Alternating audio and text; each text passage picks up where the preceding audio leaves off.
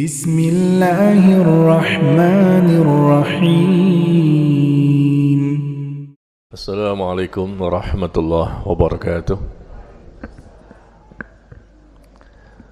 Alhamdulillah hamdan katsiran tayyiban wa barakan fihi kama yuhibbu rabbuna wa yardah. Wa nusalli wa nusallim ala nabiyyina Muhammad wa ala alihi wa ashabihi ajma'in. يا أيها الذين آمنوا اتقوا الله حق تقاته ولا تموتن إلا وأنتم مسلمون أما بعد. Alhamdulillah, kita kembali bersyukur kepada Allah dan selalu bersyukur kepadanya. Hari ini kajian perdana ya. Alhamdulillah kita kembali melaksanakan salah satu kewajiban yang Allah perintahkan, yaitu menghadiri majelis ilmu yang merupakan kewajiban seumur hidup sampai mati. Kita wajib untuk menuntut ilmu, untuk bisa memahami agama kita dengan benar, lalu kita amalkan dan kita istiqomahkan sampai datangnya kematian. Alhamdulillah, kita pun masih berada di bulan Syawal. Belum lama kita berpisah dengan bulan Ramadan, di mana kita berpuasa selama 1 bulan dan melakukan ibadah-ibadah yang lain juga. Tentunya kita berharap mudah-mudahan ibadah kita diterima oleh Allah dan Allah ampuni dosa dan Allah menilai kita sudah menjadi orang yang bertakwa. Karena tujuan dari ibadah Ramadan selama 1 bulan kita ditempa, dibina, digembleng, dilatih agar outputnya adalah mampu menjadi orang yang bertakwa, sebagaimana Allah katakan la'allakum tattaqun. Ya, tujuannya agar kalian bisa menjadi orang bertakwa. Maka saya mau tanya dulu kepada jamaah sekalian yang hadir, sudah bertakwa belum? Sudah bertakwa semuanya? Karena tujuan sekali lagi puasa Ramadan selama 1 bulan, outputnya la'allakum tattaqun, agar kalian menjadi orang bertakwa. Maka belum lama kita berpisah dengan Ramadan. Apakah jamaah di sini sudah bertakwa semuanya? Sudah bertakwa semuanya? Baik, karena sudah bertakwa kita akhiri pertemuan kita ini. Ternyata sudah bertakwa Pak, ngapain lagi ya? Ustadznya belum bertakwa nih, jamaahnya sudah ya, luar biasa. Alhamdulillah. Ya, yang sudah bertakwa dipertahankan dan diistiqomahkan, bahkan ditingkatkan lagi ketakwaannya.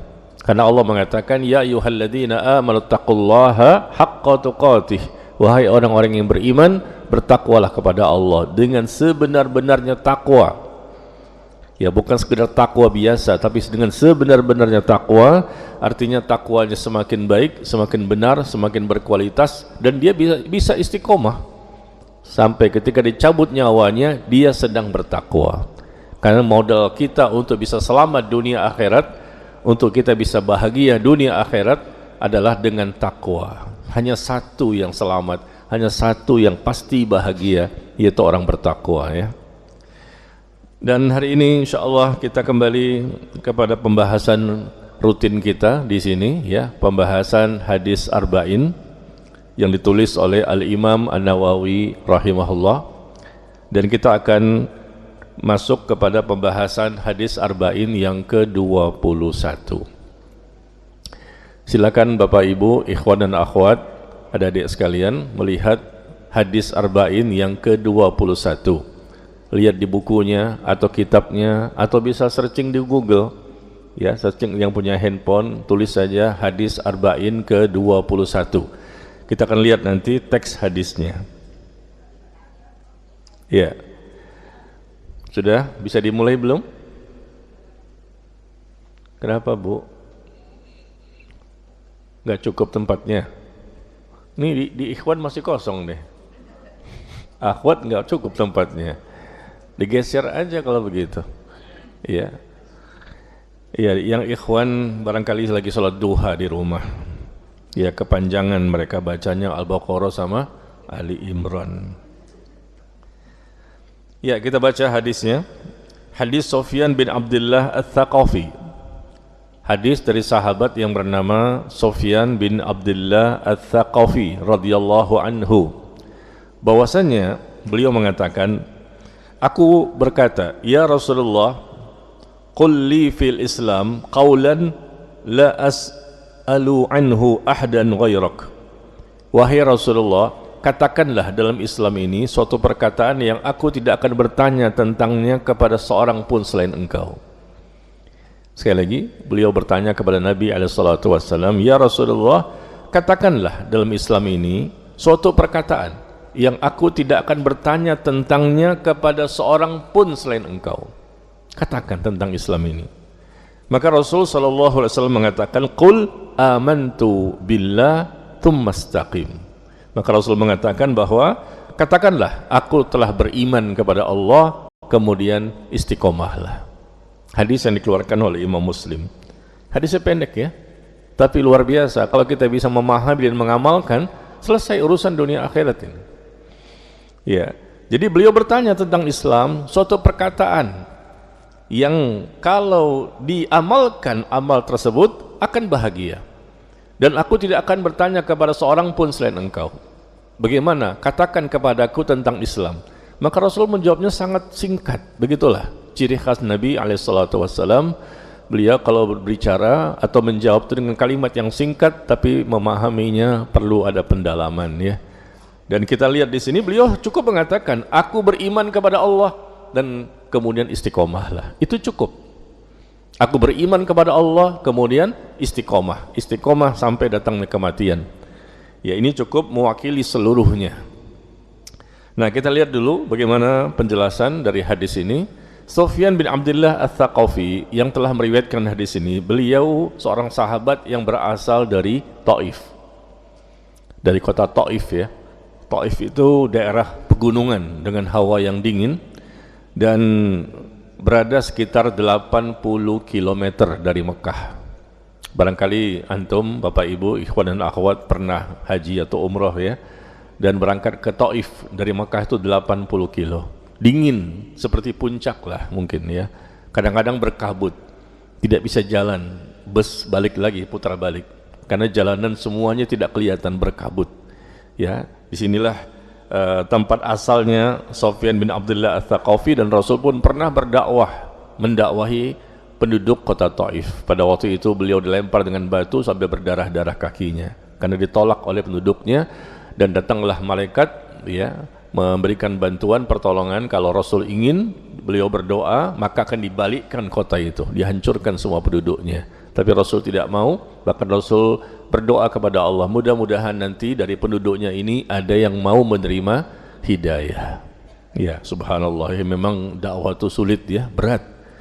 Ya, yang nolak itu lebih banyak dibandingkan yang menerima. Termasuk yang ngaji. Yang ngaji pun lebih sedikit dibandingkan yang tidak ngaji. Yang berolahraga hari ini di jalanan banyak banget. Betul nggak? Olahraga supaya sehat, ya silakan, bagus itu, sehat jasmaninya. Tapi bagaimana dengan kesehatan iman, kesehatan ilmu, kesehatan amal, kesehatan tauhid dan sunnah? Itu nggak diperhatikan. Ya, berlomba-lomba untuk jalan pagi, olahraga ini, olahraga itu, ya silakan, kita tidak melarang, kita juga berolahraga. Tapi kenapa tidak mau atau malas atau tidak semangat untuk mendatangi kajian majelis ilmu yang juga itu diwajibkan oleh Allah untuk kesehatan kita ini. Zahir dan batin itu tergantung kepada hati. Kalau hatinya baik, baik seluruh anggota tubuhnya. Kalau hatinya jelek, jelek seluruh anggota tubuhnya. Dan untuk bisa sehatnya hati harus mendatangi majelis ilmu. Salah satunya dengan cara seperti itu ya. Ya. Baik, jadi beliau ini Sufyan bin Abdullah Ats-Tsaqafi yang meriwayatkan hadis ini. Beliau asli dari kota Taif dan pernah diamanahi untuk memegang urusan zakat di kota Taif, dan beliau juga meriwayatkan 5 hadis dari Nabi SAW. Jadi sahabat itu ada yang sedikit, ada yang sedang, ada yang banyak dalam meriwayatkan hadis. Beliau pernah mendengar ya. Maka yang paling banyak siapa? Abu Hurairah radhiyallahu anhu. Kemudian siapa? Anas bin Malik. Ya, kemudian sahabat yang lain ada Abdullah bin Umar, ada Aisyah radhiyallahu anha dan seterusnya. Jadi ada yang ribuan hadis yang mereka riwayatkan, ada juga yang sedikit cuma 5, ada 4, ada yang 1, ada yang sahabat tidak meriwayatkan hadis sama sekali.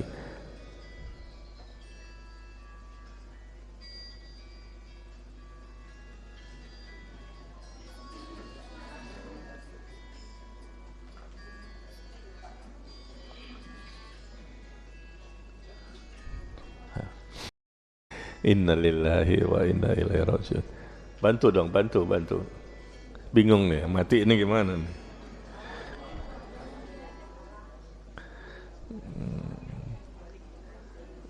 Iya, suara getar aja Bu, ya.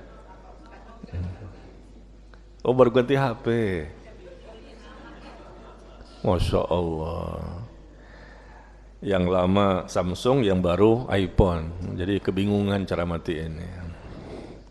Baik, jadi kita kembali kepada bagaimana Rasul menjawab pertanyaan dari sahabat ini. Ya Rasulullah, katakan kepadaku tentang Islam, suatu perkataan yang aku tidak akan bertanya tentangnya kepada seorang pun selain engkau. Maka beliau mengatakan, aku beriman kepada Allah, kemudian istiqomahlah. Katakanlah, aku beriman kepada Allah, kemudian istiqomahlah. Nah, kenapa Rasul mengatakan demikian? Aku beriman kepada Allah. Bukankah sahabat ini sudah beriman? Kenapa Rasul mengatakan, katakanlah, aku beriman, amantu billah. Aku beriman kepada Allah dan istiqomah di atas iman tersebut. Sahabat sudah beriman, tapi Rasul masih mengingatkan, beriman. Artinya bertauhid, mengesahkan Allah, menyembah hanya kepada Allah, berdoa hanya kepada Allah, menyembah hanya kepada Allah. Karena orang-orang kafir Quraisy pada waktu itu, mereka sudah menuhankan Allah, tapi mereka tidak istiqomah. Orang kafir Quraisy, mereka bertauhid dengan tauhid rububiyah. Ketika ditanya, siapakah yang menciptakan langit dan bumi? Allah. Siapa yang menurunkan hujan? Allah. Siapa yang menyembuhkan? Allah. Ya. Siapa yang telah menciptakan? Allah. Ini orang kafir Quraisy. Tapi mereka enggak istiqomah, sehingga Allah sebutkan mereka orang musyrik. Ya. Kenapa mereka tidak konsisten ini? Karena mereka mengambil sesembahan selain Allah, menyembah kepada Allah dan juga kepada selain Allah, meminta kepada Allah, meminta juga kepada selain Allah, menyembelih untuk selain Allah juga. Sehingga dikatakan inilah kondisinya tidak istiqomah. Kalau istiqomah betul-betul berarti meninggalkan seluruhnya, apapun selain Allah, dalam berdoa, meminta, beribadah, itu baru istiqomah. Sama seperti kaum muslimin di zaman sekarang kan, ada yang seperti ini juga menyerupai orang-orang Quraisy. Di mana kita saksikan ada ya, kaum muslimin di sosial media maupun di luar sana, mereka beribadah kepada Allah, tapi mereka juga minta-minta kepada Nyi Roro Kidul, minta juga kepada penunggu gunung, penunggu lautan, minta juga kepada penghuni kubur. Sama kondisinya, berarti mereka tidak istiqomah dalam tauhid. Katakanlah, aku beriman kepada Allah, lalu istiqomah. Betul-betul beriman itu kepada Allah, itu artinya dia bertauhid dengan tauhid yang benar, tidak mempersekutukan Allah. Tapi orang kafir Quraisy tidak istiqomah dalam imannya, karena mereka mencampur adukkan iman dan kesyirikan, berarti enggak istiqomah dianggapnya. Alladzina amanu wa lam yalbisu imanahum bizulmin ulaika lahumul amnu wa hum muhtadun. Orang-orang yang betul-betul beriman itu adalah orang yang beriman, kemudian dia bertauhid ya, kemudian dia tidak mencampur adukkan iman dan kesyirikan, betul-betul murni. Itulah orang beriman. Orang beriman itu orang yang betul-betul bertauhid dengan benar, kemudian tidak mencampur adukkan iman dan kesyirikan. Dan mereka inilah orang yang akan mendapatkan rasa aman dari Allah. Mereka itulah orang-orang yang mendapatkan hidayah. Itu Allah sebutkan di surah Al-An'am, surah ke-6 ayat ke-82. Ya, surah ke-6 ayat ke-82. Ini orang beriman yang sebenarnya. Katakanlah, aku beriman kepada Allah. Ya, caranya gimana? Betul-betul konsisten, komitmen, istiqomah sampai mati. Tidak mencampur adukan. Ya, kalau ada kaum muslimin di zaman sekarang mencampur adukan, ya, beribadah kepada Allah, minta kepada Allah, minta juga kepada selain Allah. Dan itu kita saksikan sampai hari ini. Dipanggil-panggil orang yang sudah mati. Tolonglah kami, bantulah kami. Pengikutnya jutaan, ribuan. Tokoh-tokoh yang ditokohkan oleh kaum muslimin, mereka mengajak orang untuk meminta-minta kepada selain Allah. Doa itu ibadah. Ad-doa huwal ibadah. Doa itu ibadah, maka tidak boleh berdoa kepada selain Allah. Kalau ada orang yang berdoa meminta kepada selain Allah, berarti dia sedang beribadah kepada selain Allah. Dan ini dilakukan oleh banyak kaum muslimin di Indonesia maupun tempat yang lain. Mendatangi tempat-tempat tertentu yang dianggap keramat, kadang-kadang keramat Jati, kadang-kadang keramat Sentiong, ya, keramat Tunggak atau apalah misalnya, ya. Datang ke kuburan-kuburan tertentu, ini kuburan ini nih, dulunya orangnya ini, orangnya ini, orangnya ini, lalu minta-minta. Si penghuni kubur tidak bisa membantu, dia sudah berada di alam yang lain. Dibongkar kuburannya pun tinggal tulang, tulangnya pun mungkin udah nggak ada lagi. Inilah pentingnya tauhid, ya. Ya, meskipun dia ibadah, haji umroh berkali-kali, sedekah infak sana sini, Masya Allah, puasa Ramadan selesai semuanya, tapi kalau sudah ada dosa syirik yang dia lakukan, waduh, hilang semuanya, menggugurkan seluruh pahala. Dan ini dosa besar yang paling besar, kezoliman yang paling zolim. Maka selevel sahabat saja nih yang sudah bertemu Rasul, mendengarkan langsung, beriman, level sahabat kan, ya. Ya, bagaimana? Ternyata Rasul masih mengingatkan, berimanlah, ya, kepada Allah. Katakanlah, aku beriman kepada Allah, aku bertauhid kepada Allah dengan tauhid yang benar. Karena Allah mengatakan, wa'budullah wa la tusyriku bihi syai'ah. Dan sembahlah Allah dan jangan mempersekutukan Allah dengan sesuatu apapun. Ini prinsip, ya, seorang beriman. Kita ini mukmin. Mukmin yang bertauhid. Kalimat beriman, beriman, beriman dalam Al-Quran itu begitu banyak. Bahkan Allah sebutkan sebanyak, ya ayyuhalladzina amanu, ya ayyuhalladzina amanu, wahai orang yang beriman, wahai orang yang beriman, wahai orang yang bertauhid. Beriman dengan benar, Allah sebutkan 90 kali ayatnya.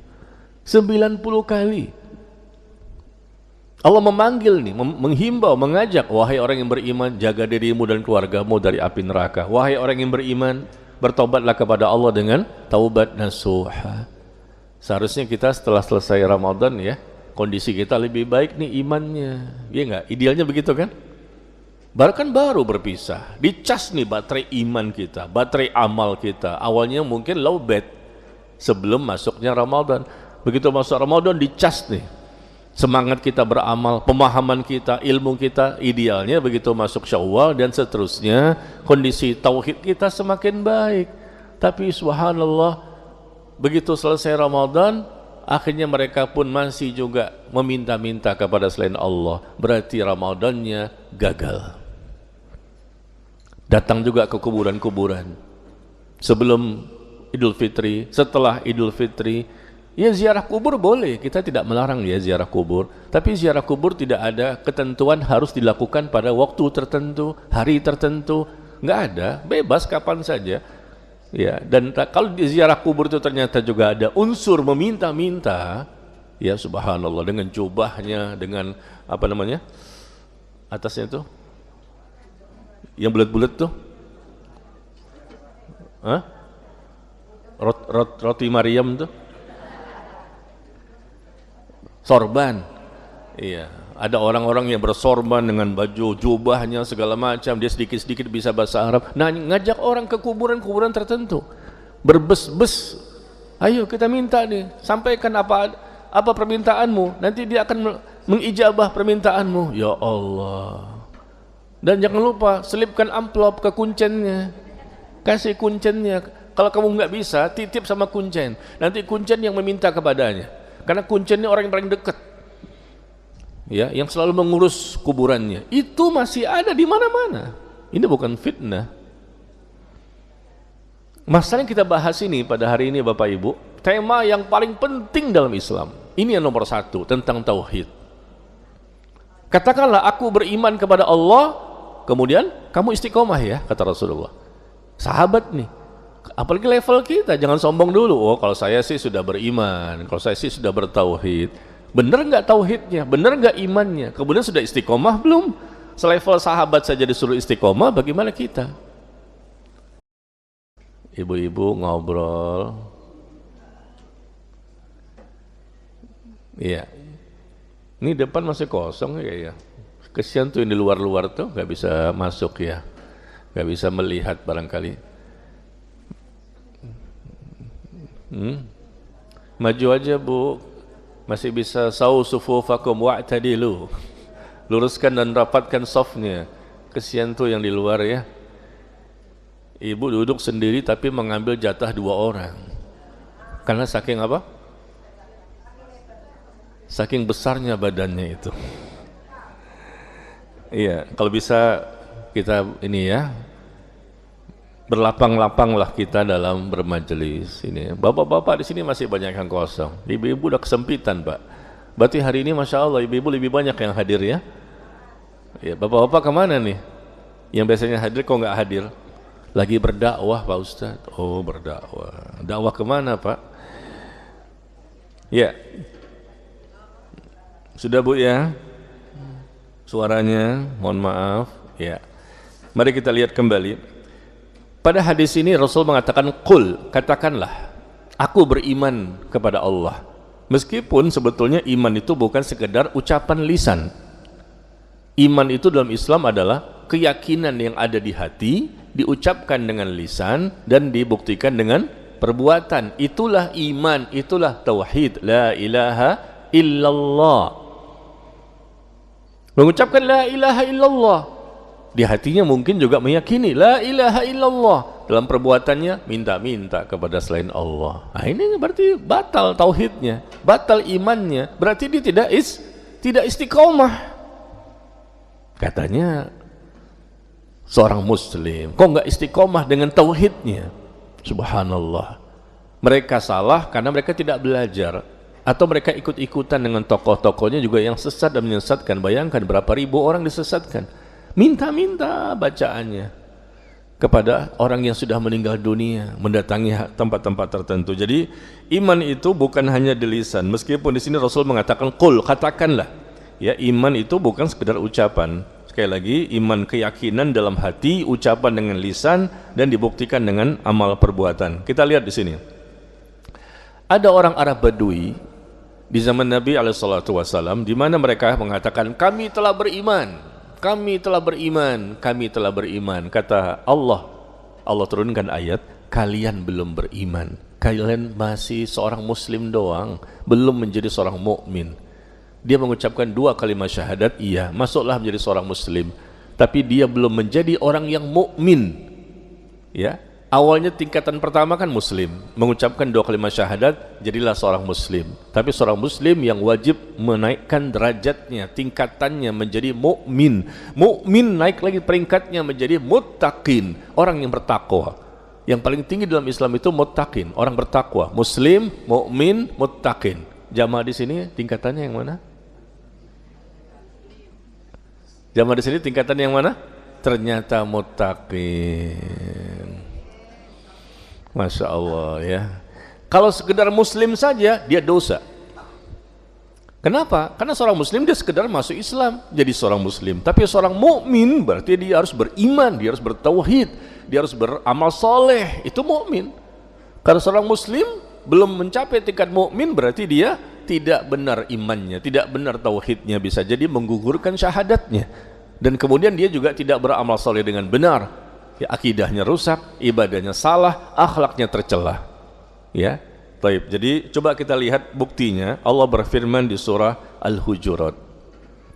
Di surah Al-Hujurat, surah ke-49. Ayatnya coba lihat. Ayat yang ke-14 dan 15.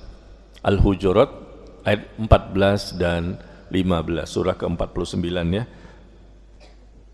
Qalatil a'rab amanna qul lam tu'minu walakin qulu aslamna. Orang-orang Arab Badui berkata, ini firman Allah ya. Orang-orang Arab Badui pada waktu itu berkata, kami telah beriman. Kami telah beriman, kami ini mukmin. Maka katakanlah, kalian belum beriman, tapi katakanlah kami telah tunduk karena iman itu belum masuk ke dalam hati kalian. Kalian itu belum beriman, belum mukmin, baru levelnya muslim. Karena iman belum masuk ke dalam hati kalian. Iman itu belum masuk ke dalam hati kalian. Dan jika kamu taat kepada Allah dan Rasulnya, Allah tidak akan mengurangi sedikit pun pahala amalan kalian. Sesungguhnya Allah Maha Pengampun lagi Maha Penyayang. Di sini Allah membantah pernyataan orang Arab Badui yang ngaku-ngaku bahwa kami sudah beriman, amanah. Mana buktinya? Ternyata ibadahnya masih rusak, akhlaknya masih tercela, dan bisa juga akidahnya juga berantakan. Sebagaimana orang kafir Quraisy, yang ternyata mereka juga meminta kepada Allah, minta juga kepada berhala-berhala. Di daratan, ini orang kafir Quraisy ya, di daratan mereka menyembah berhala ini, banyak sesembahan mereka yang mereka minta-minta. Ya. Dan juga mereka meminta kepada Allah sekaligus. Tapi begitu mereka berada di lautan, dengan ombak yang tinggi setinggi gunung, maka mereka hanya meminta kepada Allah semata, meninggalkan Tuhan-Tuhan yang lain. Ketika di lautan, lalu Allah menyelamatkan mereka karena mereka berdoa hanya kepada Allah. Tapi sampai ke daratan, balik lagi menyembah Allah, berdoa kepada Allah juga, berdoa juga kepada berhala-berhala. Nah begitu yang Allah sebutkan dalam Al-Quran ya, ada 360 patung berhala yang ada dalam Ka'bah pada waktu itu. Di depan Ka'bah ada, dalam Ka'bah ada, begitu banyak patung-patung itu dibuat oleh mereka sendiri. Lalu mereka sembah, sama seperti orang-orang di zaman sekarang kan, ada patung ini, patung itu, wah luar biasa, dengan agama yang berbeda-beda, masing-masing membuat patung Tuhannya sendiri, yang sebetulnya mereka nggak pernah bertemu dengan Tuhannya, tapi mereka buat, ya seperti patungnya agama-agama tertentu. Di Jakarta begini patungnya, di Papua beda lagi, nanti disesuaikan dengan versinya Papua. Nanti di Eropa begini patungnya, namanya sama tapi wajahnya berbeda. Nanti di Afrika beda lagi. Mereka buat patung-patung itu, padahal mereka yang membuat. Tuhan itu pencipta langit dan bumi, pemilik dunia dan akhirat, yang sebetulnya mereka tidak pernah bertemu dengannya, tapi mereka membuat gambar-gambar atau patung-patung, lalu mereka sesuaikan dengan di mana mereka berdomisili. Subhanallah, amma yusyrikun ya. Jadi ini perbuatan orang-orang Arab Badui yang belum dikatakan mereka beriman. Ayat ke-15-nya Allah mengatakan di ayat yang ke-15 surah Al-Hujurat, sesungguhnya orang-orang yang beriman itu, inilah orang beriman yang sebenarnya, adalah orang-orang yang percaya, beriman dengan benar, bertauhid kepada Allah, beriman kepada Allah dan Rasulnya. Kemudian mereka tidak ragu-ragu, tidak ada sedikit pun keraguan di hati mereka untuk menerima Islam dengan totalitas ya, untuk menerima Islam dengan sebenar-benarnya, dan mereka berjuang, mereka berjihad dengan harta jiwa mereka di jalan Allah. Mereka itulah orang yang benar. Coba kita cek ketika Rasul mengatakan qul, katakanlah aku beriman kepada Allah. Orang beriman kepada Allah, kata Allah seperti ini, orang yang percaya betul dengan apapun yang berasal dari Allah dan Rasul. Respon dia adalah sami'na wa ata'na, kami dengar, kami taat, kami dengar, kami taat. Tidak ada sedikit pun keraguan mereka tentang Al-Quran dan hadis yang disampaikan oleh Nabi SAW. Lalu setelah mereka tidak ada keraguan, mereka berjihad, mereka berjuang, mereka berkorban dengan harta dan jiwa mereka agar mereka mendapatkan ridho dan rahmat, ampunan dari Allah Tabaraka wa Ta'ala. Orang beriman yang seperti ini, jangan sampai ada keraguan-raguan. Ini orang munafik. Orang munafik, orang-orang Badui ini, mereka orang-orang munafik di zaman Rasul, di antaranya mereka. Karena mereka mengatakan kami beriman, padahal mereka belum beriman, hanya Muslim saja. Kenapa? Karena mereka ragu-ragu, masih pilah-pilih. Sebagaimana kaum muslimin di zaman sekarang kan, ada di antara mereka yang pilah-pilih. Kalau yang ini saya mau, kalau yang ini saya nggak mau. Kalau yang ini lembut, kalau yang ini keras. Ini bukan makanan. Dipilah-pilih ayatnya sebagaimana orang-orang Yahudi. Makanya Allah mengatakan afatu'minuna bi ba'dil kitab wa takfuruna bi ba'd. Apakah kamu beriman kepada sebagian isi kitab suci dan kamu kufur kepada sebagian kitab suci isi yang lain? Karena mereka pilah-pilih, itu orang Yahudi. Nah sekarang kaum muslimin juga gitu. Ketika kita mengambil semuanya secara kafah, totalitas, kita dituduhnya ekstrim. Kita ikuti semuanya, kita pahami semuanya, kita amalkan semuanya, kita dituduh radikal. Nah begitulah orang-orang munafik ya, membuat statement-statement kepada orang-orang yang ingin istiqomah di atas iman yang benar.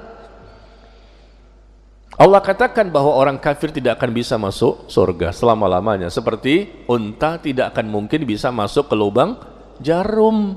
Unta kan besar, lubang jarum kecil, nggak mungkin. Ini perumpamaan. Allah haramkan surga bagi orang kafir.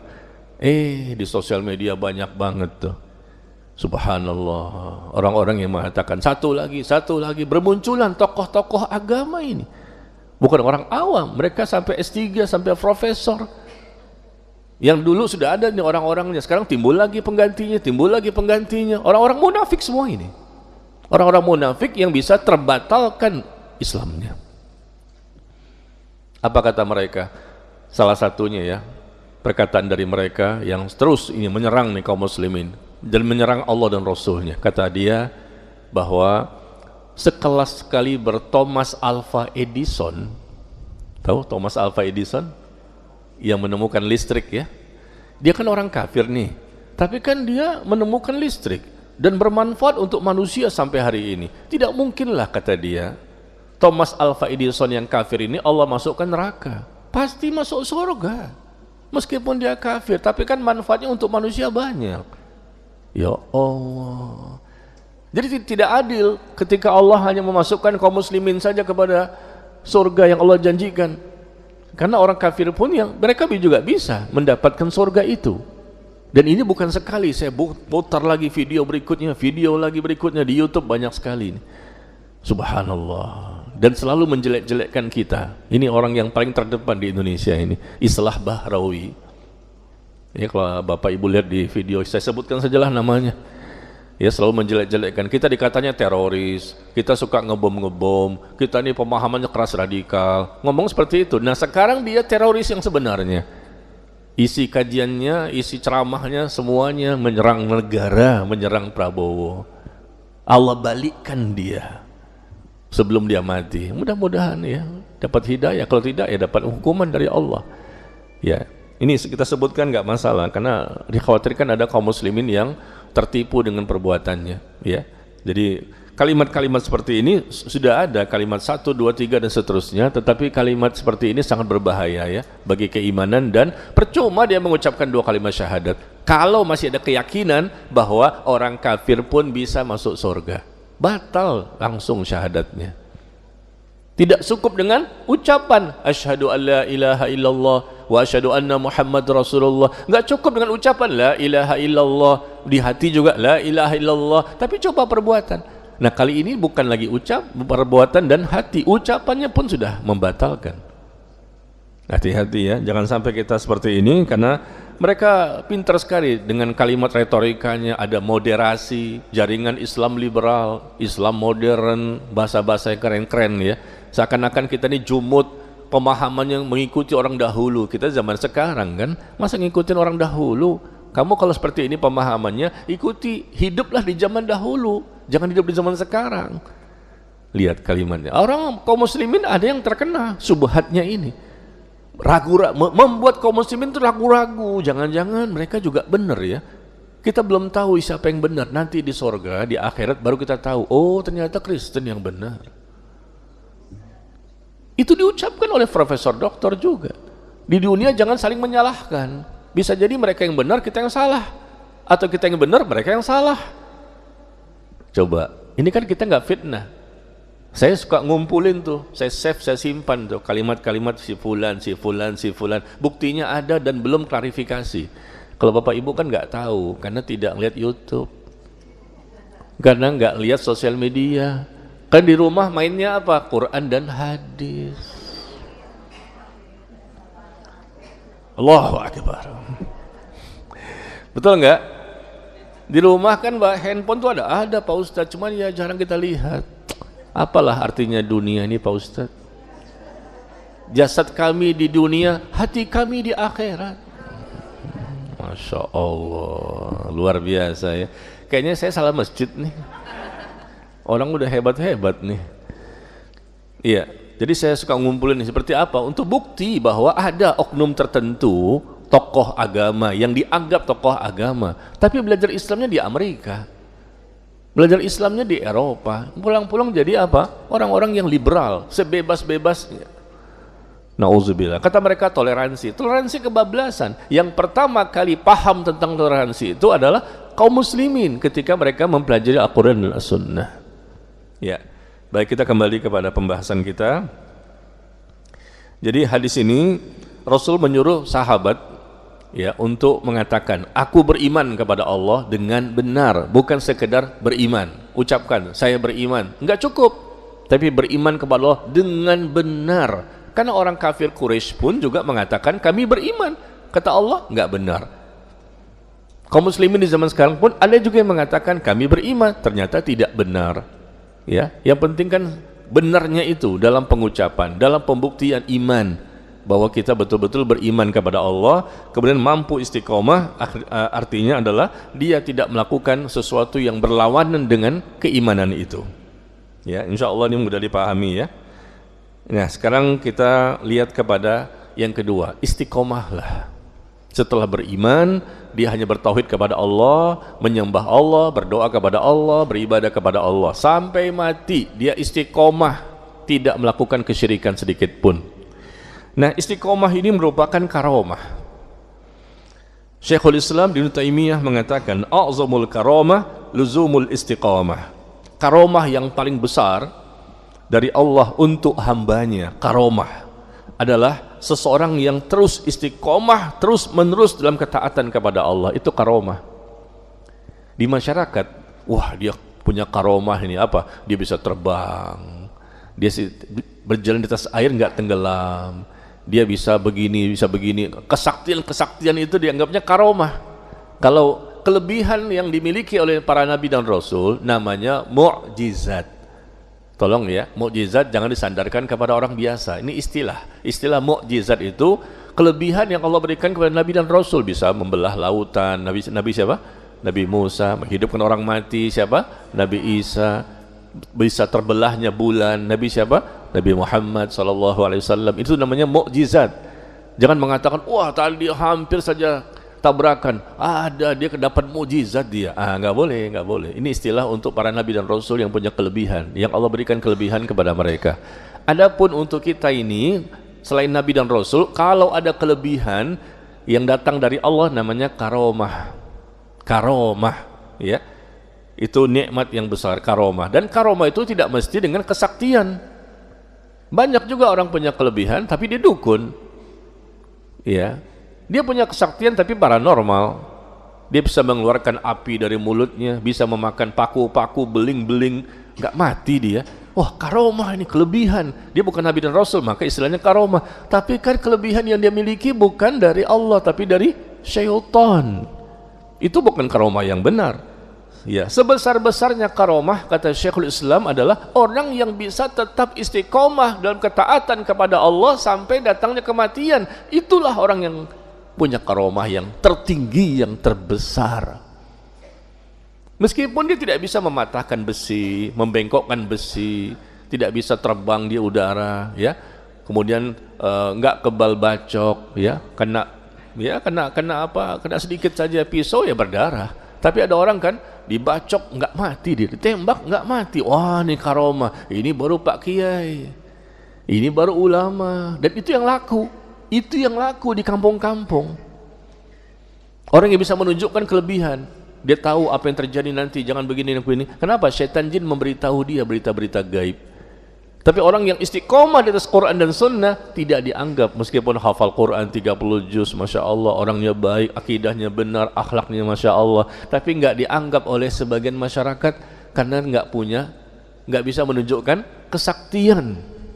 Ya, na'udzubillah. Ya, ini perlu kita luruskan ya. Jadi beriman kemudian istiqomah. Nah, sebesar-besar istiqomah, ya, sebesar-besar karomah, inilah nikmat dari Allah Tabaraka wa Ta'ala. Dan istiqomah itu berat bagi saya, bagi Bapak Ibu. Istiqomah itu berat bagi saya, bagi Bapak Ibu. Diriwayatkan dari Abdullah bin Abbas radhiyallahu anhuma, ia berkata, Abu Bakar radhiyallahu anhu berkata, ya Rasulullah, engkau telah beruban. Ya, beliau wafat usia 63 tahun dan sebelumnya beliau rambutnya ada yang beruban tapi enggak banyak ya. Maka beliau sallallahu alaihi wasallam menjawab, aku telah dibuat beruban oleh sebab surat Hud, Al-Waqi'ah, Al-Mursalat, amma yatasaalun idza syamsu kuwirat. Rasulullah beruban gara-gara ini, karena beliau membaca surat tertentu yang menjadikan beliau tumbuh rasa takut kepada Allah, rasa takut dengan akhirat, padahal sudah jelas surganya ini. Takut ketika membaca surah tertentu sehingga menimbulkan uban. Ya, pertama beliau mengatakan, aku telah dibuat beruban oleh sebab surat Hud, Al-Waqi'ah, Al-Mursalat, amma yatasaalun idza syamsu kuwirat. Kalau kita berubannya sebabnya apa? Sebabnya karena banyak hutang. Iya, kadang-kadang begitu. Nah, surat Hud yang pertama disebutkan, Rasul menjadi orang yang memiliki uban dengan sebab itu. Nah, ternyata di surat Hud ini yang menjadikan Rasul beruban, terutama di ayat 112. Ayat 112 yang memerintahkan kepada beliau untuk istiqomah. Allah perintahkan kepada beliau, fastaqim kama umirta. Maka istiqomahlah engkau pada jalan yang benar. Istiqomahlah, perintah istiqomah ini menjadikan Rasul beruban. Aduh, berat istiqomah ini. Istiqomahlah engkau selalu di atas jalan yang benar sebagaimana diperintahkan kepadamu, dan juga diperintahkan kepada orang-orang yang orang-orang bersertamu, orang yang telah bertaubat yang bersertamu, dan jangan melampaui batas. Meskipun berat, meskipun kita tidak akan bisa istiqomah secara sempurna ya, kita harus berusaha untuk menggapainya. Istiqomah yang sempurna berat. Siapa kita? Nabi saja langsung beruban. Ketika membaca surat Hud itu kan panjang ya, tapi yang paling ya disebutkan di sini, yang paling menjadi bagian yang paling berat bagi beliau sehingga beruban di surat Hud-nya ayat 112, perintah untuk istiqomah. Seperti ini nggak masalah Bapak Ibu. Kita stres dengan akhirat boleh. Kita merasa berat ya, sehingga terjadilah sesuatu yang menimbulkan ya, sering dipikirkan, sering ditakuti. Ya boleh untuk akhirat, tapi jangan dunia. Ya dunia kan sebentar, masa stres dengan dunia berlebihan, nggak bisa tidur, ya bolak-balik segala macam ya. Itu ini kalau orang yang, mohon maaf ya Bapak Ibu, ikhwan dan akhwat, kalau kita ini udah ngaji, udah taklim sekian lama, masih stres yang berlebihan dengan dunia, urusannya sifatnya duniawi, mohon maaf, ngaji kita gagal. Gagal ngaji kita selama ini. Taklim kita gagal.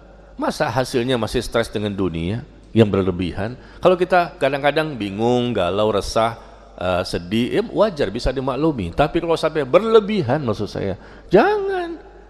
Karena sifatnya dunia, masalah istri lah, masalah suami, masalah anak, masalah pekerjaan, masalah ini, ya sudah kita jalani, kita cari solusi, jalan keluar, kita diskusi, kita cari bagaimana supaya masalahnya cepat selesai. Tapi jangan terlalu berlebihan dalam memikirkan, ini kan sifatnya duniawi. Mati juga nggak kebawa kok. Nanti gimana nih mas? Masa rumah kita begini aja? Mas gimana nih? Masa mobil kita cuman begini? Kalau bisa mobil yang Lamborghini atau Lamborghini. Ya. Kalau bisa ya begini, stres dia memikirkan, jadi nggak bersyukur dengan apa yang ada. Nih ibu-ibu nih, suka dikasih suaminya gaji per bulan 50 juta. Masih juga stres, bingung saya. Betul Bu?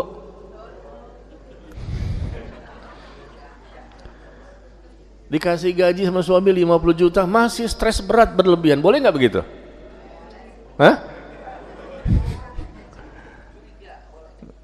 Kan udah kasih 50 juta, kan masa masih stres? Kadang 75, kadang 100. Betul Bu? Itu kan perkiraan saya. Perkiraan saya, betul nggak perkiraan ini? Meskipun cuma dikasih 10 juta, 5 juta, syukuri, alhamdulillah, terima kasih ayang bebek. Kenapa tidak berterima kasih? Atur waktu, bagaimana cara mengaturnya? 5 juta per bulan Ustaz, cuman UMR, enggak masalah. Kita hidup sehat walafiat. Sehat itu mahal, tapi ada yang lebih mahal dibandingkan sehat. Apa itu? Surga. Ala inna sil'atallahi ghaliyah, ala inna sil'atallahil jannah. Ketahuilah, ingatlah kata Rasulullah ya dalam hadisnya ya, ingatlah bahwa barang dagangan Allah itu mahal. Ingatlah bahwa barang dagangan Allah itu adalah surga. Kita cari kesehatan, lari pagi sana sini, angkat berat, ya, barbel segala macam ya. Kita tolak ini, makanan ini bahaya, ini bisa kolesterol, ini bisa diabetes, ini bisa darah tinggi, ini bisa. Iya silakan, nggak apa-apa. Karena sehat tuh mahal, kita pengen sehat.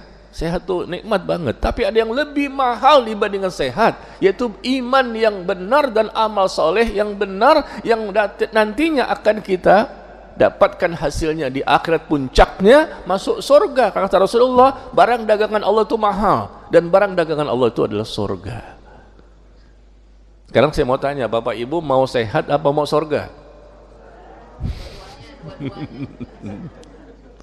Ya kita mau dua-duanya, jangan pilih salah satu. Kita boleh minta sama Allah sehat, minta juga surga, tapi jangan sampai upaya untuk mendapatkan kesehatannya luar biasa. Pantangan ini, diet ini, wah olahraga ini, wah kata dokter begini, wah sami'na wa ata'na kepada dokter. Kami dengar dokter, kami ikuti perintah Anda, ikuti ini, ikut makan ini, vitamin ini. Oh silahkan. Tapi kenapa untuk yang lebih mahal dibandingkan kesehatan? Apa itu? Surga, nggak bisa ditandingkan dengan yang lain. Ada orang sakit Bapak Ibu, orang yang sakit barangkali Allah takdirkan dia sakit, tapi imannya dahsyat, ilmunya dahsyat, amalnya dahsyat, itu lebih berharga dibandingkan sakitnya. Itu lebih mahal dibandingkan sakitnya. Meskipun Allah uji dengan sakit, ya sabar. Bisa jadi sakit itu ada kadang-kadang dia juga. Kenapa? Makannya terlalu banyak. Makan satu piring, tambah lagi 2 piring, bahkan sama piring-piringnya. Ya salah sendiri. Makanya terjadilah penyakit, beling-beling pun dimakan juga. Berlebihan. Ya, karena sakit itu biasanya umumnya karena kebanyakan makan atau kebanyakan pikiran. Tuh ada ikhwan tuh dekat rumah saya. Dia orang yang ahli akupuntur. Dia ahli bekam. Banyak orang konsultasi kesehatan dengan dia. Lalu kemudian ternyata dia punya masalah. Ada masalah, kemudian dengan masalah tersebut naik tiba-tiba gulanya langsung 400. Saya katakan, kenapa antum? Anak punya masalah. Masalah apa? Masalah ini. Ternyata dia tidak bisa, padahal dia ngaji sunnah. Ya, dan orangnya sehat walafiat, sering ke masjid. Tapi begitu ada ujian, terbukti nanti iman kita. Kalau ngaji seperti ini sih nggak kelihatan. Kelihatannya soleh dan soleha semua. Kayaknya bertakwa semua, kayaknya sorga semua gitu kan. Tapi nanti begitu ada ujian, terbukti keimanan. Dia bertauhid atau tidak, beriman atau tidak, bisa nggak menyikapi masalah yang ada. Kecilkan dunia, besarkan akhirat. Kecilkan dunia, besarkan Allah. Itulah orang yang beriman, bertauhid, yang istiqomah. Kayak khutbah Jumat ya. Boleh nggak sih saya ngomong begitu? Ya.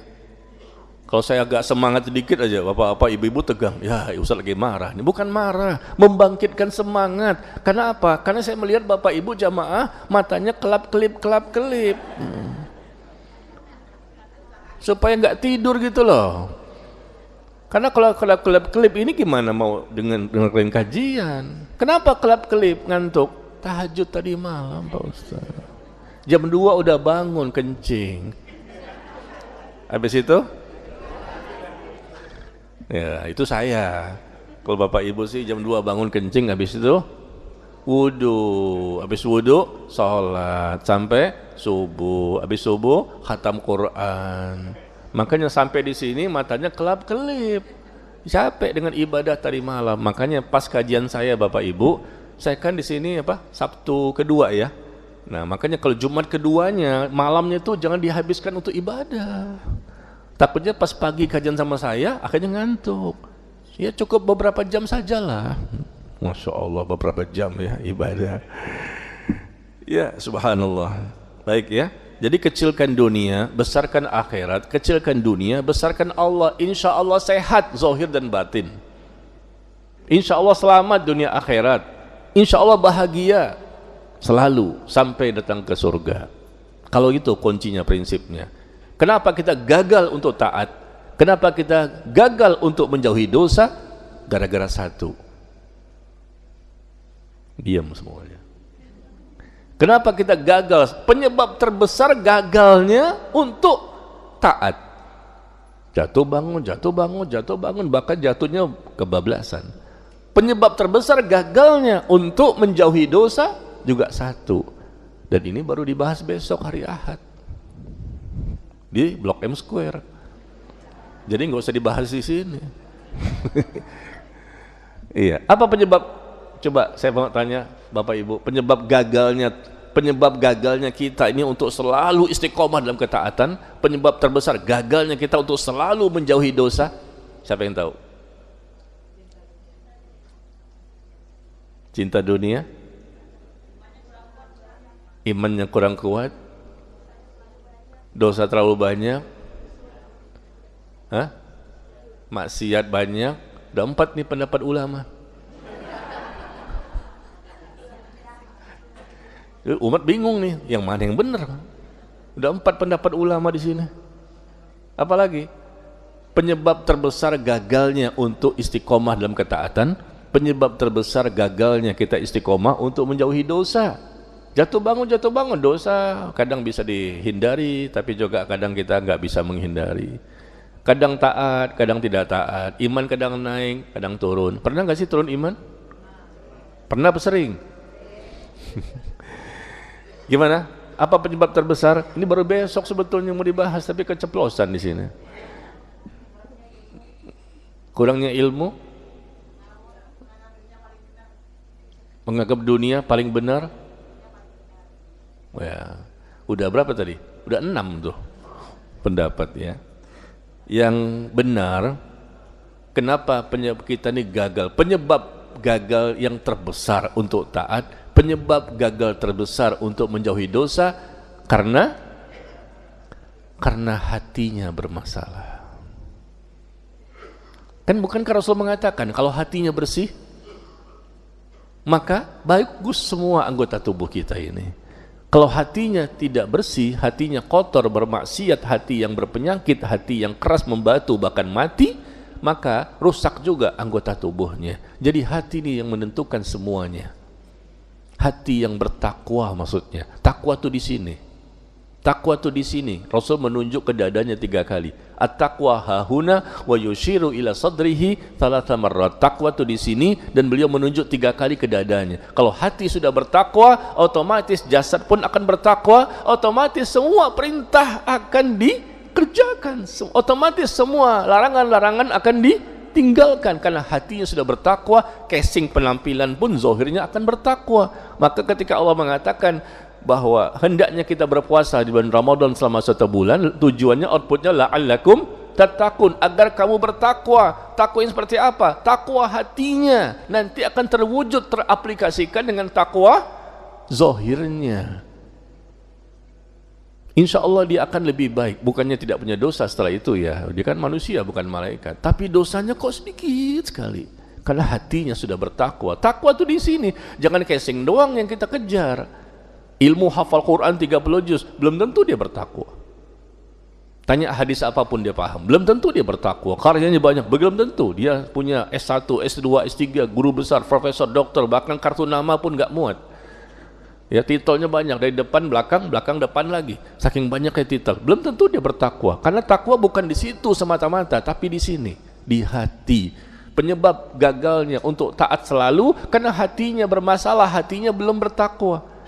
Udah sampai situ aja ya, bocorannya untuk besok nih. Ya, karena kan pembahasan kita kan beda. Baik, kita kembali lagi. Jadi surat Hud tadi ayat berapa? 112. Yang menjadikan Rasul itu beruban rambutnya ya. Meskipun kita ini tidak bisa sempurna dalam istiqomah ya, tapi kita harus berusaha untuk menggapainya. Kenapa? Karena balasannya surga masalahnya. Maka orang bertakwa itu orang yang paling capek di muka bumi ini.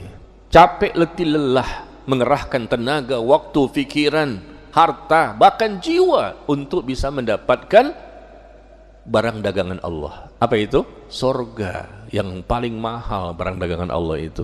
Gak ada orang bertakwa itu berleha-leha, ya, bersantai-santai, lalu makan tidur. Gak ada usaha untuk menjadi orang yang lebih baik imannya, ilmunya dan amal. Gak ada seperti itu.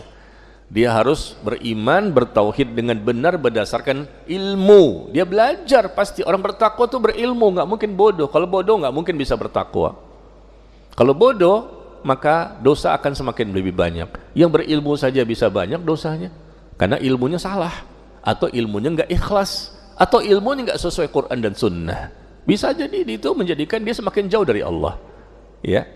Nah, kita lihat ayat berikutnya jemaah sekalian ya, bagaimana Allah menjelaskan tentang orang yang istiqomah di atas tauhid. Sebagaimana Rasul katakan tadi kepada sahabat ya, bahwa katakanlah aku beriman kepada Allah, kemudian istiqomahlah. Ternyata itu sesuai dengan firman Allah. Innalladzina qalu rabbuna Allahu thumma istaqamu tatanazzalu alaihimul malaikatu alla takhafu wa la tahzanu wa abshiru bil jannati allati kuntum tu'adun. Di mana itu?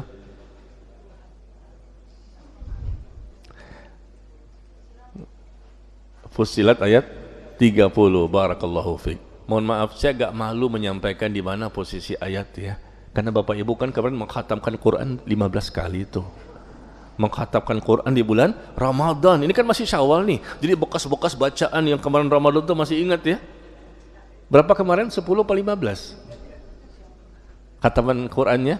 Jangan ditanya Pak Ustaz, takut riya kami. Sebenarnya sih 20 Pak Ustaz. Iya. Ya subhanallah ya. Jadi kita lihat surah Fussilat.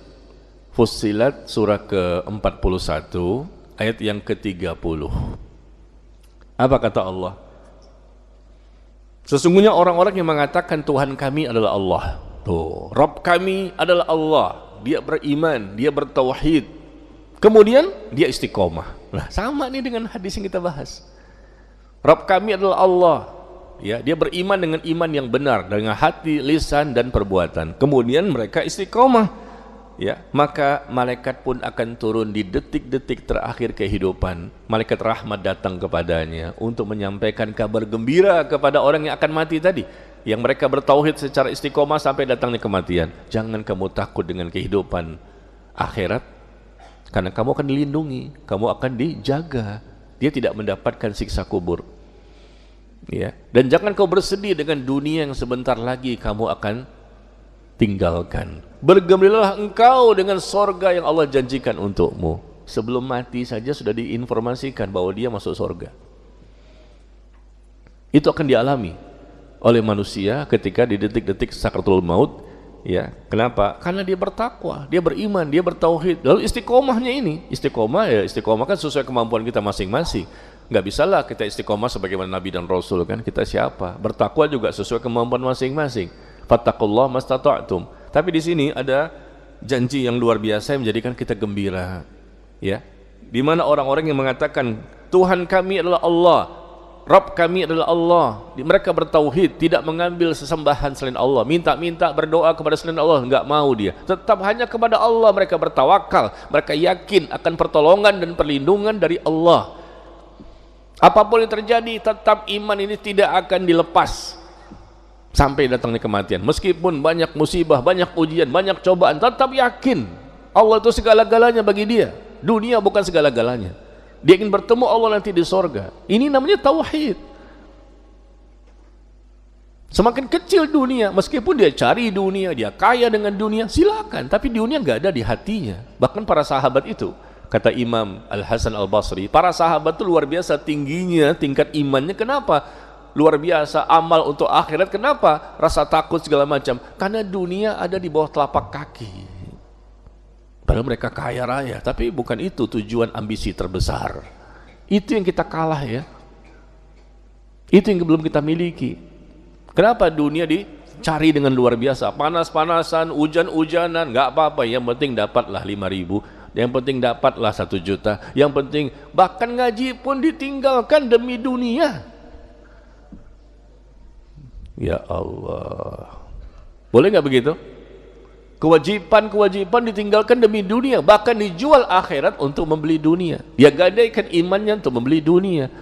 Cuma super mie Indomie saja rela untuk murtad misalnya. Ya Allah, haula wala quwata illa billah. Ini masalah tauhid. Jadi orang-orang yang mengatakan kami beriman kepada Allah, kami yakin dengan pertolongan Allah, kami yakin bahwa Allah itu akan memberikan perlindungan kepada kami, menjaga kepada kami, dan Allah itu segala-galanya bagi kami, meskipun ujian, cobaan, musibah begitu banyak yang dia rasakan, dan Allah akan jadikan dia mampu bertakwa secara istiqomah.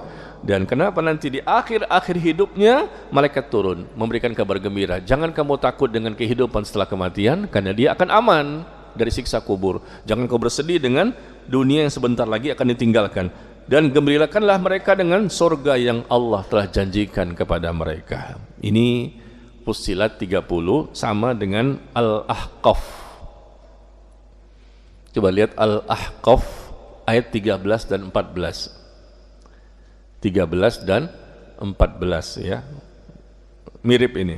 Kalimatnya ada sedikit perbedaan tapi banyak persamaan. Sesungguhnya orang-orang yang mengatakan Rabb kami adalah Allah. Al-Ahqaf. Surah keberapa itu? 46 ya, ayat 13 dan 14. Sesungguhnya orang-orang yang mengatakan Rabb kami adalah Allah, lalu mereka istiqomah. Lagi-lagi Allah mengatakan tidak ada kekhawatiran terhadap mereka, mereka pun tidak juga berduka cita, tidak khawatir dengan kehidupan setelah kematian karena diberikan kabar gembira, dan mereka pun tidak bersedih dengan dunia yang akan mereka tinggalkan. Mereka itulah penghuni sorga, mereka kekal di dalamnya sebagai balasan atas apa yang telah mereka kerjakan. Allah mengulang dua kali surat Fussilat dan surah Al-Ahqaf tentang apa? Tentang orang yang bertauhid dan mereka istiqomah sampai mati. Nah, ini termasuk yang kita bahas tadi ya.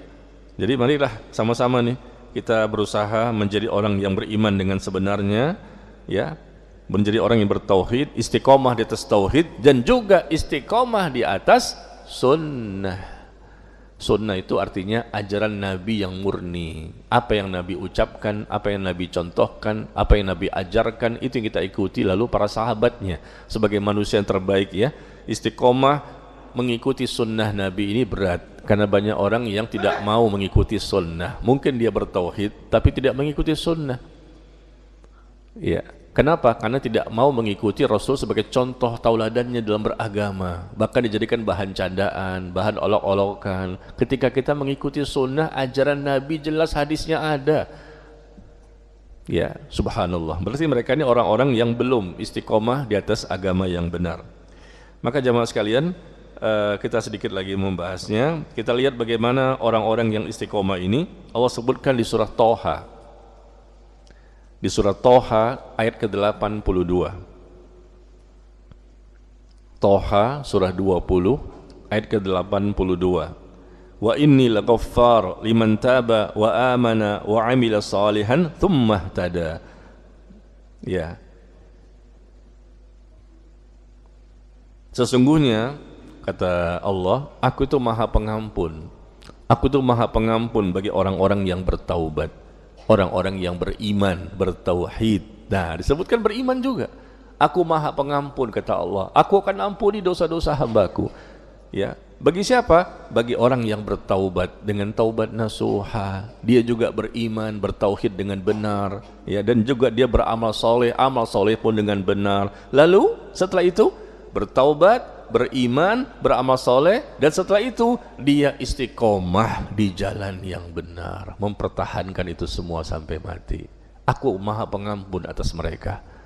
Istiqomah di sini ya disebutkan. Karena apa? Ada seseorang yang saat ini beramal mungkin baik, tapi ternyata nggak sampai mati, kondisinya seperti itu.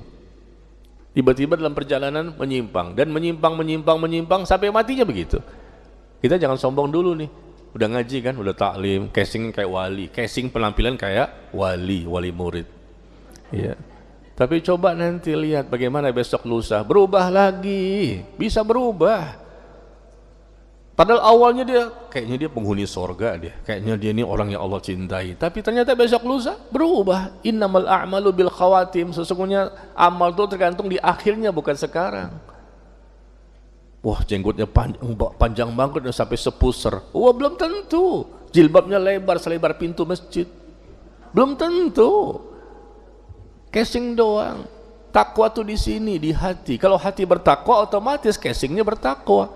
Tapi kalau cuma casing doang, belum tentu hatinya bertakwa. Masih takut dengan dunia. Ntar gimana ya? Ntar apa kata orang? Ya, Anda belum bertauhid dengan benar.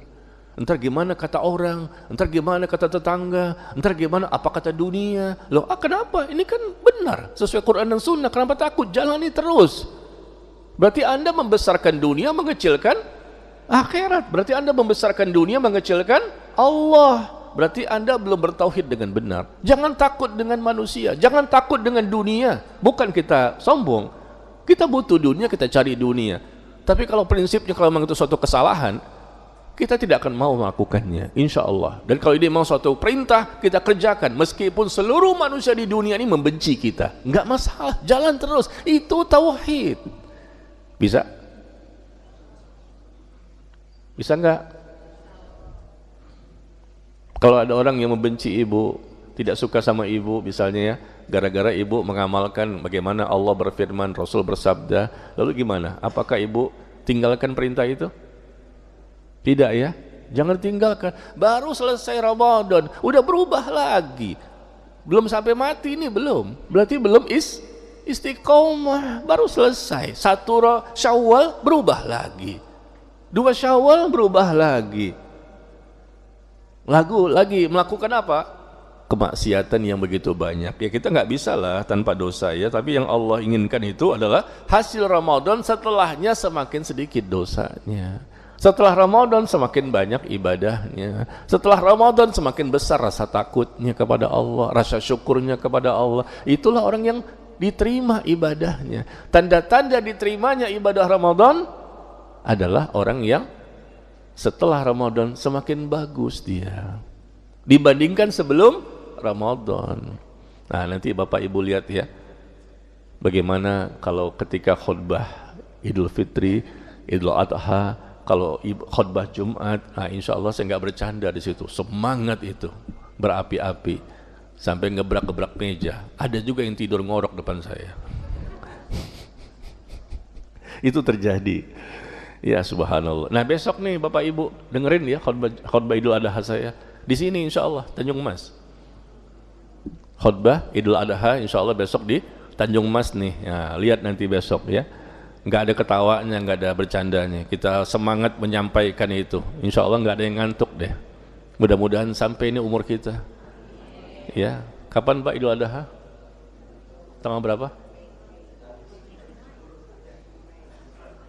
Kapan Idul Adha? 10 Zulhijjah. 10 Zulhijjah. Tanggal berapa tuh kalau Mei-nya ya? 27 ya? 27. Sekarang kan April. Ya, April tanggal berapa sekarang? 11. Ya, tinggal sebulan setengah lagi insya Allah. Ya, nanti kita lihat bagaimana khutbah Idul Adha. Kita bahas ini, tema ini. Di antaranya ya, kecilkan dunia, besarkan akhirat. Kecilkan dunia, besarkan Allah. Ya, penyebab gagalnya manusia ini untuk taat dan penyebab terbesar gagalnya manusia untuk menjauhi dosa. Itu kita bahas supaya apa? Kita dan seluruh kaum muslimin menjadi lebih baik. Karena udah ngaji kok masih begini, udah Ramadan puasa masih begini. Ada apa ini? Karena apa? Hatinya bermasalah. Dunia masih ada di sini. Cinta dunianya berlebihan. Dunia kita cari, tapi jangan jadikan dunia segala-galanya. Akhirnya apa? Gagal terus. 10 tahun sudah, 15 tahun ngaji, gagal-gagal juga. Kenapa? Semakin ngaji semakin cinta dunia yang berlebihan. Itu orang yang tempat lain. Kalau di sini sih kayaknya, ya teorinya gampang ya. Gimana mengamalkannya? Gampang apa berat? Enggak. Istiqomah itu berat. Memang berat, tapi Allah mudahkan. Ketika Allah melihat memang kita ada niat, tekad, semangat, usaha, ikhtiar yang maksimal, mati-matian dan habis-habisan, Allah mudahkan dia. Sesuatu yang berat jadi mudah. Apapun dalam Islam, jadi mudah. Kenapa? Hatinya sudah bertakwa. Istiqomah berat, ikhlas berat, sabar berat, syukur berat, sabar berat, semuanya jadi berat. Padahal agama Islam agama yang mudah apa berat? Islam itu agama yang mudah apa berat? Mudah kan? Berkali-kali Allah menyebutkan, Rasul menyebutkan Islam agama yang mudah. Kenapa jadi berat? Istiqomah itu berat memang, iya, tapi jadi mudah gara-gara kita hatinya bertakwa. Menjadi berat, semua jadi berat. Kenapa? Karena hatinya bermasalah. Islam itu agama hati. Hatinya bertakwa terlebih dahulu. Innallaha la yanzuru ila suwarikum wa amwalikum. Sesungguhnya Allah tidak melihat kepada hartamu, kepada fisikmu, walakinnallaha yanzuru ila qulubikum wa amalikum. Tetapi Allah melihat kepada hatimu dan amalmu. Hati dulu bertakwa, baru amalnya pasti benar. Ya, makanya jatuh bangun tuh satu hal yang wajar ya. Iman kadang naik, kadang turun, wajar lah. Tapi kalau sudah turunnya sering kali, terjun bebas juga, ya, ini nggak wajar. Berarti ada sesuatu di hati kita ini. Ngajinya mungkin nggak ikhlas, atau mungkin penerimaan dia kepada apa yang Allah dan Rasul sampaikan nggak juga diterima secara totalitas. Akhirnya ilmunya tidak berkah. Nggak berkah ilmunya, nggak ada tambahan-tambahan kebaikan. Cuman tahu, paham, udah, tapi nggak ada kebaikan untuk bisa mengamalkan. Yang kita cari itu apa? Berkah iman, berkah ilmu, berkah amal, berkah harta, berkah hidup, rumah tangga juga berkah. Otomatis suami istri akan semakin lebih baik, anak pun semakin lebih baik. Barokah kita yang kita kejar. Ziyadatul khair, berkah itu barokah artinya bertambah-tambahnya kebaikan. Ya, baik, mudah-mudahan bisa dipahami ya. Insya Allah kita bisa berubah lebih baik, bermanfaat ilmu kita, bisa diamalkan dengan kemudahan-kemudahan yang berasal dari Allah. Jadi sekali lagi yang terakhir, kata Rasulullah kepada sahabatnya, katakanlah aku beriman kepada Allah, kemudian istiqomahlah. Yuk kita sama-sama beriman kepada Allah dengan buktikan kita bertauhid dengan benar, semuanya kembalikan kepada Allah, ya. Kemudian kita istiqomahkan itu dengan berbagai macam cara supaya nanti hasilnya, outputnya kita dapatkan menjelang kematian, diberikan kabar gembira, di alam kubur mendapatkan nikmat kubur, dibangkitkan di padang mahsyar mendapatkan naungan, penjagaan, perlindungan dari Allah, bahkan tanpa dihisab, tanpa diazab, timbangan kebaikan lebih berat, bisa melewati sirat seperti kedipan mata, seperti cepatnya kilat sampai di tujuan. Setelahnya surga dimudahkan, bahkan surga Firdaus bertemu dengan Rasulullah sallallahu alaihi wasallam. Kita bisa melihat wajah Allah yang maha sempurna, dan kita juga bisa bertemu dengan pasangan hidup kita. Kita bisa bertemu dengan anak-anak kita di surga, bisa bertemu dengan orang tua kita yang sudah meninggal dunia, kita bisa bertemu dengan mereka. Alangkah bahagianya, mau? Baik ya, sampai di sini insyaallah mudah dipahami. Sekarang kita buka sesi tanya jawab.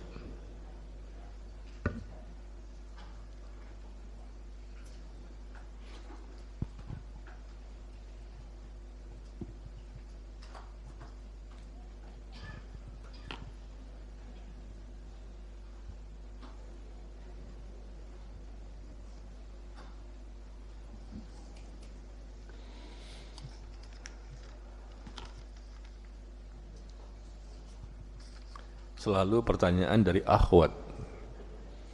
Ikhwan jarang bertanya, kenapa? Karena sudah paham.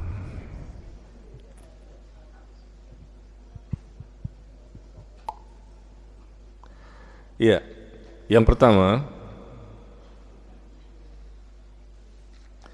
bagaimana hukumnya dalam syariat Islam, tradisi atau kebiasaan kaum muslimin di hari raya Idul Fitri saling memberikan hadiah berupa bingkisan makanan ataupun uang? Apakah ada tuntunan contoh dari Rasulullah sallallahu alaihi wasallam?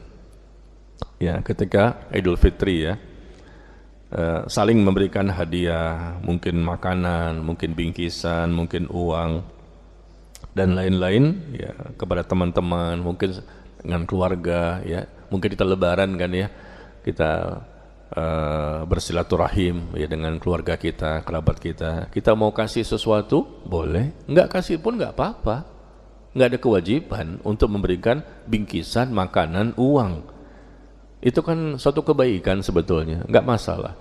Ya, jadi tradisi kebiasaan ini boleh dilakukan, nggak masalah. Kata para ulama ini muamalah, bukan akidah, bukan ibadah, bukan sesuatu yang terlarang sebetulnya. Ini tradisi yang baik. Selama tradisi itu baik, tidak menyelisihi syariat, maka boleh dilakukan. Meskipun Rasulullah dan para sahabat mungkin tidak melakukannya.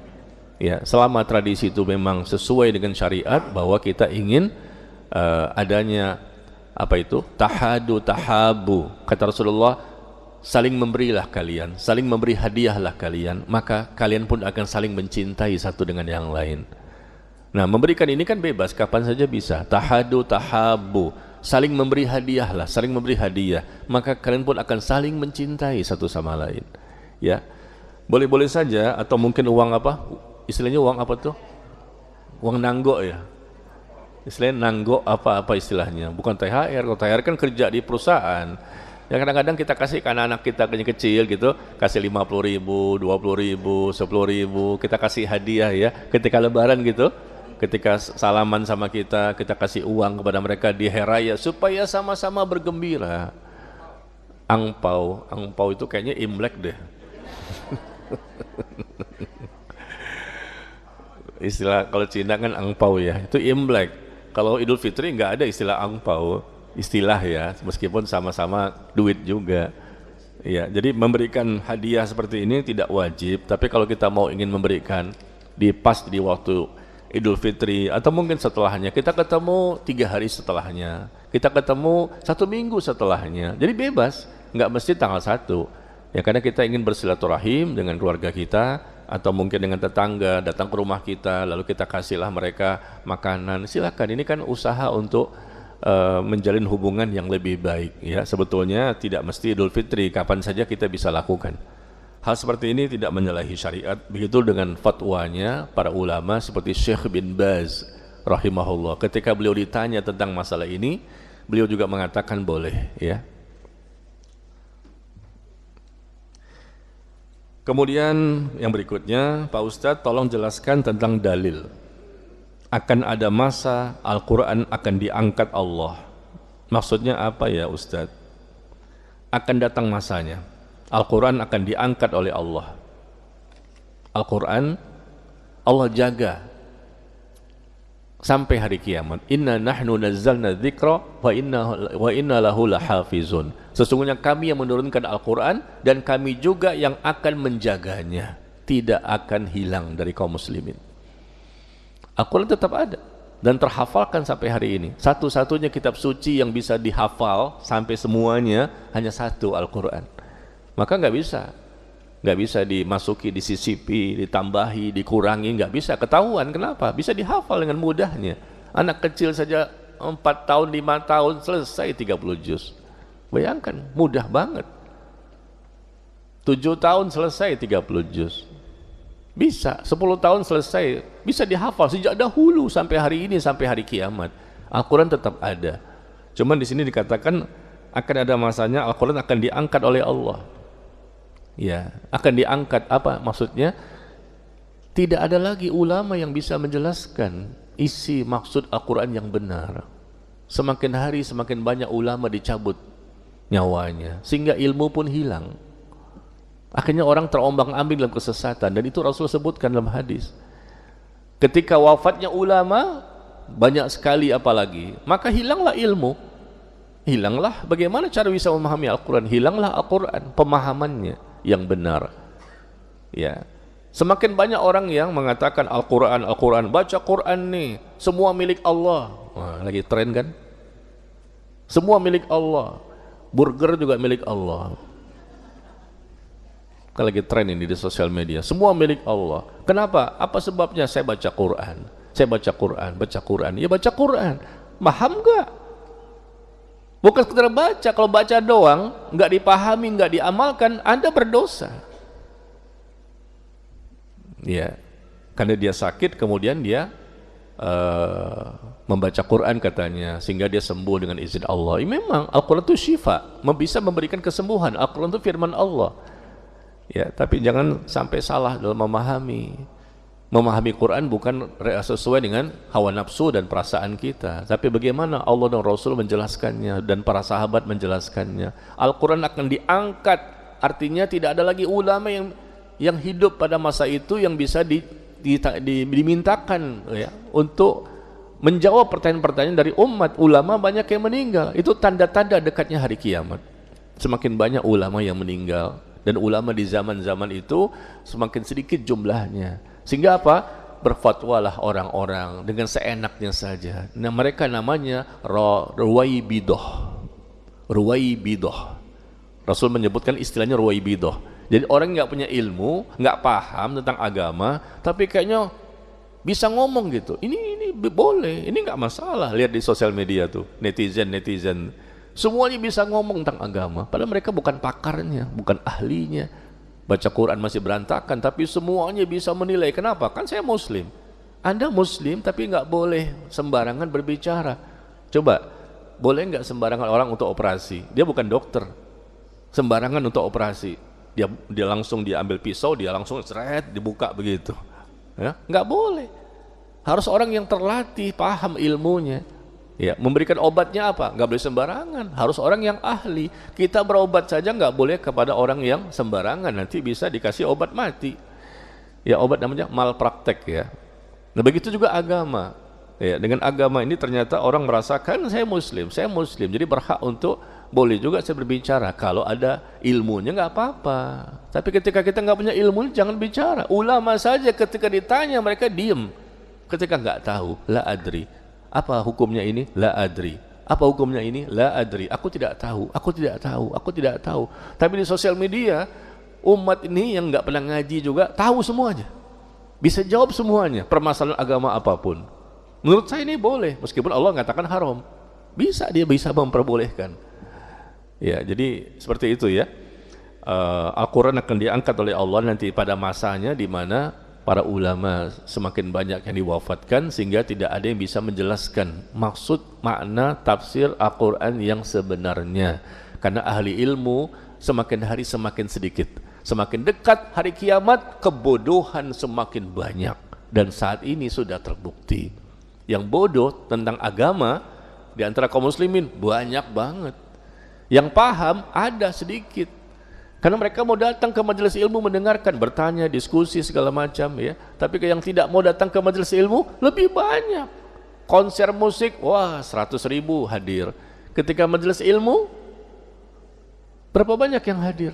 Yang hadir pun belum tentu semuanya paham. Ada yang datang, duduk, dengar, tidur. Bismikallahumma amut wa ahya.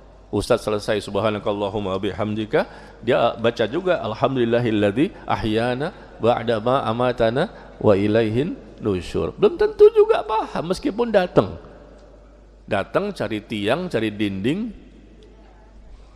selonjoran, kemudian pengen tidur karena di rumah susah tidur. Memang betul terapi yang efektif dan efisien. Kalau bapak ibu susah tidur, datang ke kajian. Banyak yang sudah terbukti. Banyak loh, di rumah susah sekali tidur. A'udzubillahi minasyaitonir rajim. Baca ta'awud, baca kursi Al-Baqarah, enggak bisa tidur. Begitu datang ke kajian, cari tiang, dinding, sender, ustaz mulai innal hamdalillah, langsung tidur dia. Ternyata setannya ada di situ. Dan tidak perlu lagi mengatakan a'udzubillahi minasyaitonir rajim, karena dirinya pun sudah menjadi, bukan saya kayak ngomong begitu kan. La ilaha illallah ya, hati-hati ya.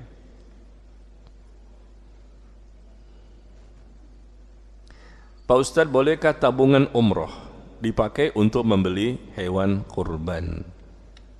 Tabungan umroh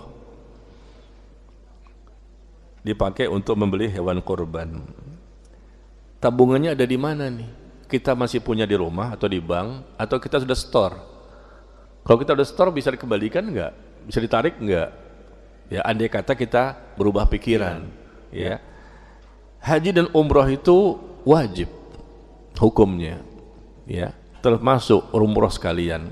Allah perintahkan untuk umroh kalau nggak bisa haji. Kalau bisa haji dapat umroh sekalian. Orang yang berangkat haji itu otomatis umroh kan.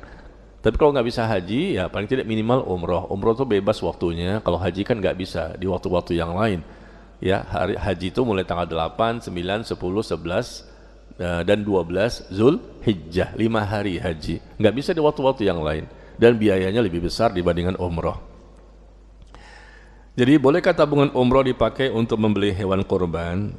Kalau memang umroh ini kita lihat waktunya bisa kita berangkat insya Allah ya, maka utamakan umroh saja. Hewan kurban itu kan kita sembelih di waktu-waktu Zulhijjah nanti tanggal 10 ya, 10, 11, 12, 13 menyembelih hewan kurban. Ini kan hukumnya bagi orang yang mampu. Bagi yang mampu, kalau nggak mampu nggak wajib kan, nggak wajib. Bagi orang yang mampu, karena hewan kurban ini kan harganya mungkin 4 juta, mungkin 5 juta, ya, mungkin juga lebih besar dari itu. Tapi sifatnya bagi orang yang mampu. Haji umroh juga bagi yang mampu. Tetapi kalau andai kata, saya katakan tadi, umroh itu ternyata bisa berangkat, waktunya pun sudah dekat, gampang sekali, nggak mesti menunggu lama. Mendingan kita prioritaskan umroh saja. Meskipun konsekuensinya kita tidak bisa membeli hewan kurban, ya nggak masalah. Ini kan bagi yang mampu, karena uang itu akan dipakai untuk itu, ya, untuk berangkat umroh. Yang bisa membeli hewan kurban orang-orang yang punya harta yang berlebih lagi. Mungkin duitnya sudah di-store ke travel kan. Nah, untuk ditarik juga susah juga. Travel pun sudah pakai untuk ngurus visanya, untuk menyewa hotelnya, untuk pesawatnya, tiketnya. Ya, susah juga kita tarik. Kita sudah keluarkan itu, ya. Sebaiknya umroh, karena dengan umroh itu banyak sekali manfaat yang kita akan peroleh. Masya Allah, di sana itu banyak sekali hal-hal yang kita lihat, yang kita dengar. Dan biasanya setahu saya umumnya pulang dari umroh itu cas baterai iman kita dicas akan lebih besar, akan lebih naik. Kita melihat banyak sekali orang-orang yang luar biasa ibadahnya, ya, dan orang-orang yang semangat untuk istiqomah, ya. Kita bisa melihat Ka'bah langsung, kita bisa tawaf, kita bisa sa'i. Andai kata ya belum pernah umroh sama sekali, maka umroh saja kita dahulukan. Tapi kalau sudah umroh, untuk kedua, ketiga dan seterusnya, barangkali ya kita dahulukan membeli hewan kurban. Yang kedua ya sifatnya bukan yang pertama. Kalau yang pertama sebaiknya umroh saja, karena lebih banyak kebaikannya, dan itu kita prioritaskan. Tapi kalau sudah berangkat haji sudah, umroh juga sudah, dan kita cuma ada uangnya segitu-segitunya, ya sudah, kita lakukan ibadah di sini saja dengan menyembelih hewan kurban, ya. Umroh berapa sih? 30 juta kan?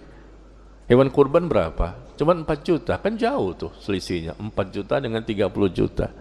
Ya, kalau kita ada memang uangnya banyak dan memang waktunya sudah dekat dan sudah dipastikan insya Allah berangkat, ya umroh saja. Karena banyak sekali manfaat, apalagi kalau umrohnya di bulan Ramadan. Tetapi kalau memang masih lama, belum tahu kapan berangkatnya, duit pun juga masih sedikit, tabungan umroh cuma 1 juta, baru 1 juta, baru 2 juta, masih lama, berangkat juga belum tahu, daftar juga belum, masih 2 juta tabungan. Ya mesti kalau bisa ya nanti kita menyembelih hewan kurban saja, kalau emang uangnya ada sampai 4 juta. Tapi kalau uangnya sudah sampai 25, 28, bahkan 30, mendingan umroh saja, ya, supaya kita bisa mendapatkan manfaat yang lebih banyak. Wallahu a'lam bishawab. Gimana? Assalamualaikum warahmatullahi wabarakatuh. Waalaikumsalam. Pak Ustadz mau bertanya. Saat ini kan sedang terjadi perang di Timur Tengah ya Pak Ustadz. Bagaimana cara kita menyikapinya? Terima kasih. Bisa diulang lagi Bu? Mohon maaf. Bagaimana cara kita menyikapi melihat sekarang ini kan sedang terjadi perang. Oh, perang. Iya. Iya. Makasih. Perang siapa Bu? Yang mana nih? Amerika, Iran dan Israel. Ibu-ibu bisa tahu ya? Saya pikir ibu-ibu nggak tahu perang terjadi. Kenapa? Karena jarang baca sosial media kan. Bacanya Quran dan hadis. Ternyata mereka tahu juga tentang perang ya. Gimana sikap kita dalam menyikapi adanya peperangan ya? Amerika, Yahudi, Zionis ya, melawan Iran ya, Persia. Ya kita lihat jelas Amerika dan Zionis kan mereka ini kafir, ya orang kafir, ya dan jelaslah banyak kezoliman yang mereka lakukan di berbagai negara. Jadi Iran itu bukan pertama kali sebetulnya. Ya kezoliman mereka kepada negara ini, menjajah ini, mengambil hartanya, membunuh sana, ya di Irak, di Yaman, di mana saja, di Venezuela dan lain-lain ya. Mereka negara yang banyak melakukan kezoliman di muka bumi. Lalu Iran, bagaimana dengan Iran? Iran ini juga ternyata juga mereka ini ya akidahnya kufur. Mereka bukan Republik Islam Iran, Republik Majusi Persia. Ya, mereka mengaku sebagai muslim, padahal mereka bukan muslim. Karena mereka punya pemahaman bahwa seluruh orang-orang yang ada di Iran yang berpemahaman Syiah Imamiyah, ya, mereka meyakini bahwa seluruh istri Nabi itu kafir kecuali Khadijah.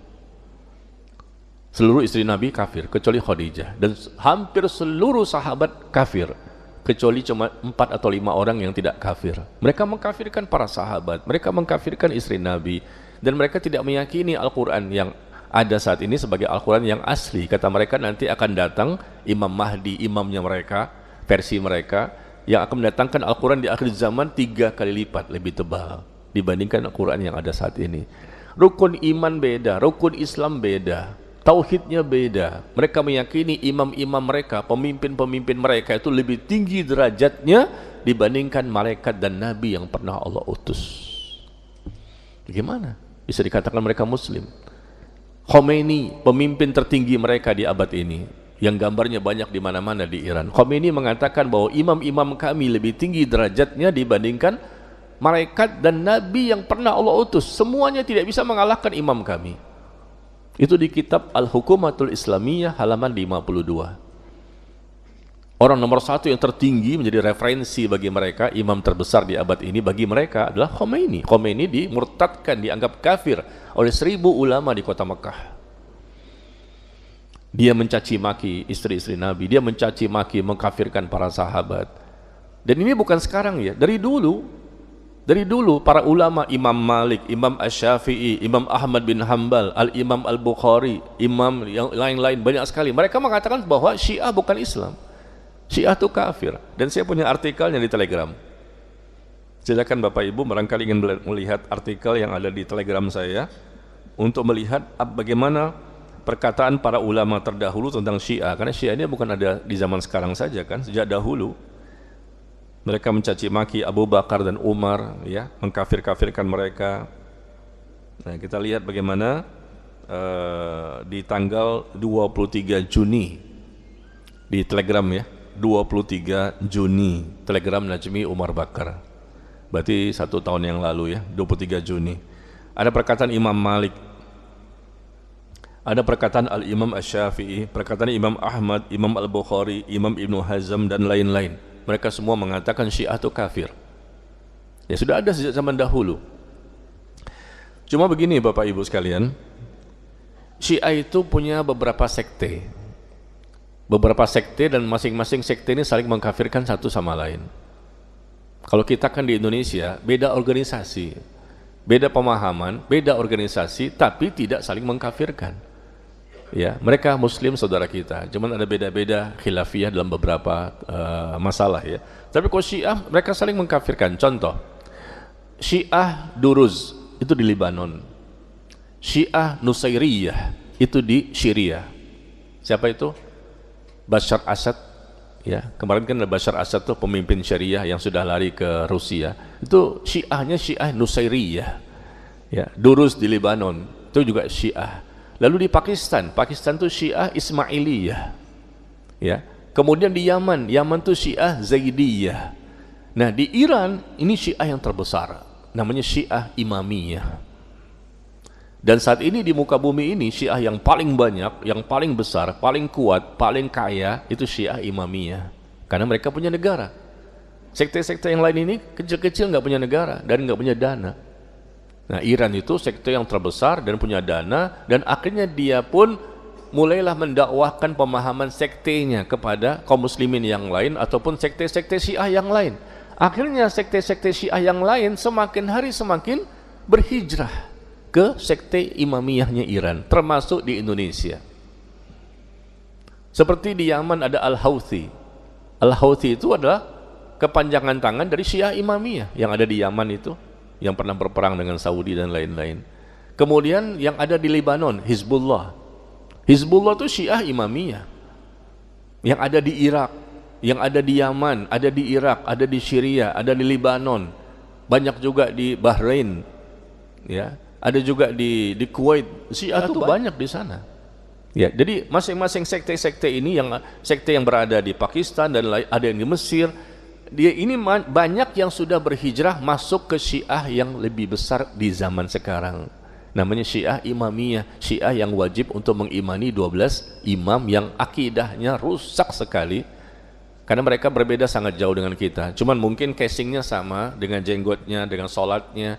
Ya, sholatnya pun ada perbedaan ya. Mungkin mereka juga sholat ada beda. Tapi ini bukan masalah ibadah yang terbesar. Masalahnya akidah mereka yang terbesar, berbeda dengan kita. Mereka melecehkan Allah, melecehkan Rasulullah, mengkafirkan para sahabat, mengkafirkan ya istri-istri Rasul, dan mereka mengatakan Aisyah itu jelas saat ini sedang berada di neraka, sedang disiksa. Ya. Jadi bagaimana kita bisa menerima mereka dan mengatakan mereka itu Muslim? Jadi kalau sedang Amerika dan Yahudi Zionis, jelas mereka kafir, mereka bukan Muslim. Tapi Syiah pun hakikatnya bukan Muslim. Jadi kalau kita lihat itu undang-undang dasar negaranya, mereka mengatakan kami berlandaskan Syiah Imamiyah, dan ajarannya sudah jelas. Fatwa Majelis Ulama Indonesia, fatwa ya, MUI membuat fatwa, dan bukunya pun ada disebarkan pada beberapa tahun yang lalu, bahwa Syiah Imamiyah itu sesat dan menyesatkan, sudah kufur mereka. Ini kita belajar masalah Syiah, di rumah juga banyak buku saya tentang Syiah. Kitab hadis kita kan Bukhari, Muslim, ya, hadis diriwayatkan oleh Imam Abu Daud, At-Tirmidzi, dan mereka nggak pakai itu semua. Mereka punya kitab hadis sendiri namanya Al-Kafi. Al-Kafi itu tebal begini, kitab hadis buatan mereka, hadis palsu yang mereka rekayasa. Di rumah saya punya. Ya, jadi karena mereka akidahnya berantakan, rusak, tidak sama dengan pemahaman kita Ahlus Sunnah wal Jamaah, ya, maka mereka dianggap kafir. Dan kemudian Amerika dan Yahudi Zionis kafir. Berarti orang kafir berperang dengan orang kafir. Kita berbahagia, mudah-mudahan mereka habis semuanya. Alhamdulillah kita berbahagia. Kita tidak mendukung Iran. Karena apa? Oh, bantai itu, musnahkan Yahudi Zionis. Ya, kita katakan Syiah juga harus dibantai dan dimusnahkan. Karena Syiah Iran inilah yang membantai kaum muslimin Ahlus Sunnah di Irak. Syiah Iran ini membantai kaum muslimin di Syria. Syiah Iran ini membantai kaum muslimin Ahlus Sunnah di Lebanon. Syiah Imamiyah ini yang membantai kaum muslimin Ahlus Sunnah di Yaman. Mereka semua membantai. Lihat Syria pada waktu Bashar Assad. Bashar Assad itu Syiah mereka minoritas. Sebagian besar warga Syria Ahlus Sunnah, tapi dibantai sama Bashar Assad. Dan Bashar Assad dibantu sama Syiah Iran untuk membantai. Ratusan ribu bahkan 1 juta kaum muslimin mati di Irak, dibantai juga, dibunuh. Dan selalu Syiah Iran itu berperan untuk membantu kepala negara di masing-masing ini. Di Irak sekarang ini sudah jadi Syiah banyak. Ya, di Syria alhamdulillah saat ini dikuasai kembali sama Ahlus Sunnah wal Jamaah. Ya, di Lebanon Hizbullah itu membantai kaum muslimin. Di mana dari Syiah, maka kita ini halal darahnya untuk mereka. Halal darahnya untuk dibunuh. Ya, itu. Di mana-mana ada Syiah terjadi pembantaian, terjadi peperangan. Jadi sebetulnya kata para ulama, Syiah Imamiyah yang ada di Iran itu lebih kejam, lebih sadis dibandingkan orang kafir, Yahudi sekalipun. Yahudi itu kejam, tapi Syiah lebih kejam dibandingkan Yahudi. Kalau kita tahu sejarah dan tahu juga perbuatan mereka di zaman sekarang, yang ada di Syria berapa banyak dibantai, siksaannya begitu besar, begitu banyak, penderitaan mereka luar biasa, lebih kejam. Karena kita lihat laporan sosial media, video segala macam, saya ikuti semuanya itu. Yahudi memang kejam luar biasa, tapi Syiah lebih kejam lagi.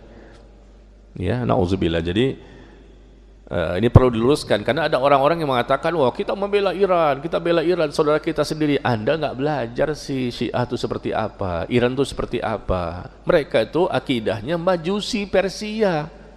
Namanya memang Republik Islam Iran. Kenapa? Karena wajib untuk bertakiyah. Wajib setiap Syiah untuk menyembunyikan identitas. Jangan terang-terangan, nanti kita ketahuan yang sebenarnya seperti apa. Tapi ketahuan juga bagi orang yang belajar. Dan ulama-ulama mereka banyak ngomong yang terang-terangan di video-videonya itu. Ada di YouTube. Ya, kita ingin murtadkan seluruh kaum muslimin agar mereka itu mengikuti kita. Kebencian Syiah ini sejak ada di zaman Umar. Udah lama. Karena Umar berhasil menguasai Persia pada waktu itu, dan orang-orang Persia ini marah dengan Umar. Pada zaman Khalifah Umar itulah Persia ditaklukkan. Akhirnya ada orang Persia yang masuk ke Madinah, ya, pura-pura menyamar sebagai budak, dan disiapkan belati yang tajam, dibubuhi racun, dan dia bunuh Umar dari belakang. Umar meninggal dunia kan di tangan orang Persia. Utsman bin Affan dibunuh, ya. Kemudian Ali bin Abi Thalib dibunuh, ya. Lalu kemudian Hussein di padang Karbala, itu juga siapa? Syiah juga. Kita baca sejarah, kadang sejarah itu kadang-kadang diputarbalikkan oleh mereka. Ya, mereka itu orang yang paling besar kedustaannya, kata Al-Imam Asy-Syafi'i. Tidak ada orang yang lebih besar kedustaannya, suka bohongnya dibandingkan Syiah. Maka hati-hati. Kadang-kadang mereka ini duduk bersama kita nih, taklim, dengerin kajian. Sebetulnya mereka pura-pura.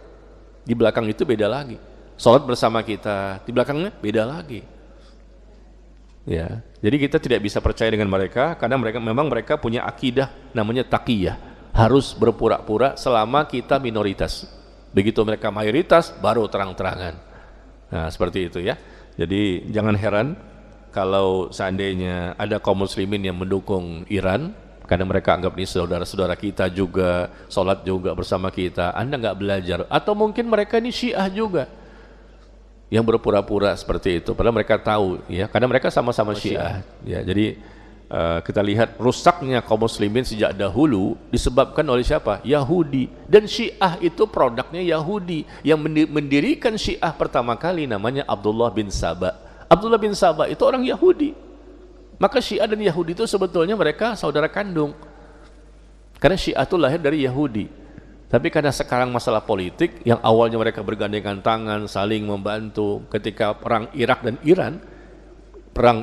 Iran, ya, Yahudi Zionis membantu Iran, ya. Dan di Iran Yahudi itu dipelihara, jumlahnya puluhan ribu, dan nanti Dajjal akan keluar dari Iran. Nama kotanya Isfahan. Dajjal akan keluar dari kota Isfahan yang ada di Iran. Komunitas Yahudi banyak di sana. 70.000 orang Yahudi akan mengikuti Dajjal untuk datang ke Palestina berperang dengan kaum muslimin. 70.000. Jadi bukan keluar dari Palestina, kata Rasulullah. Dajjal itu nanti ada akhir zaman keluarnya dari Iran, di kota Isfahan. Dan sekarang kota Isfahan begitu banyak komunitas Yahudi yang sudah siap-siap untuk keluar bersama Dajjal. Tinggal nunggu Dajjalnya saja kapan keluarnya. Dan Yahudi di sana diberikan akses untuk hidup dengan baik. Ya, tapi kaum muslimin Ahlussunnah wal Jamaah, para ulamanya dibantai, dibunuh. Masjid Ahlussunnah wal Jamaah nggak ada. Berani protes dibunuh. Ya, susah. Jadi betul-betul menderita Ahlussunnah wal Jamaah di sana itu. Ya, tapi ya gimana ya, kita serahkan kepada Allah, kita tetap berusaha. Ya, mereka menjelek-jelekkan Saudi Arabia. Sekarang coba lihat, peperangan ini kan terjadi sebetulnya Iran dengan Yahudi Zionis dan Amerika, tapi mereka membantai kaum muslimin di Kuwait. Mereka bom Kuwait, mereka bom juga Bahrain, mereka bom juga Uni Emirat Arab, mereka bom juga Saudi Arabia. Karena memang tujuan mereka ini, musuh terbesar mereka itu bukan orang kafir. Musuh terbesarnya Iran itu adalah orang-orang Ahlussunnah wal Jamaah yang negaranya berdekatan dengan mereka. Kan nggak ada permusuhan, tapi mereka, ini kesempatan untuk membantai.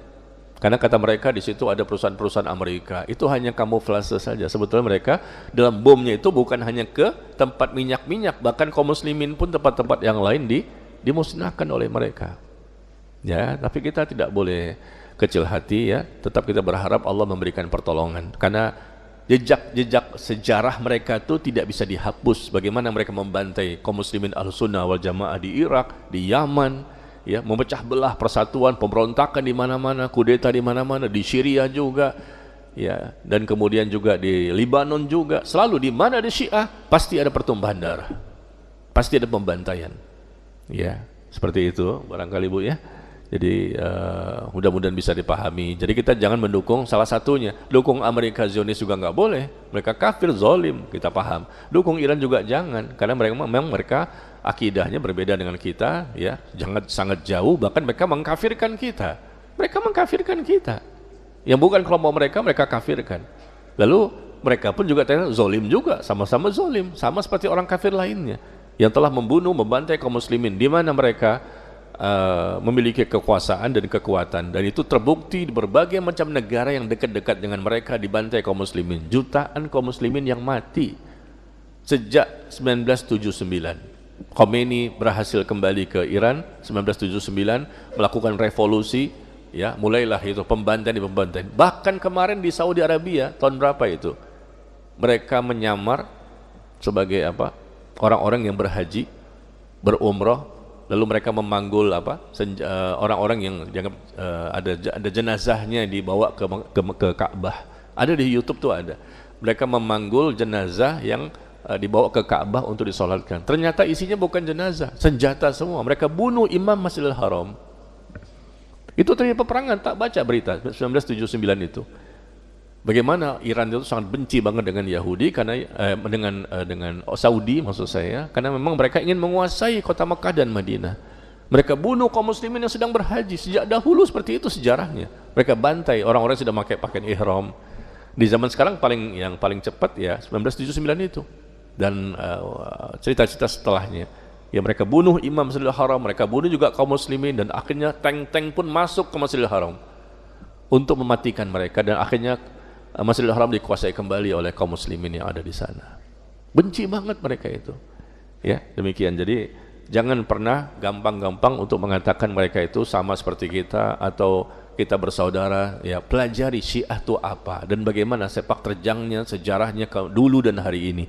Baru kita akan melek, ya Allah, ternyata kejam banget, luar biasa. Ya.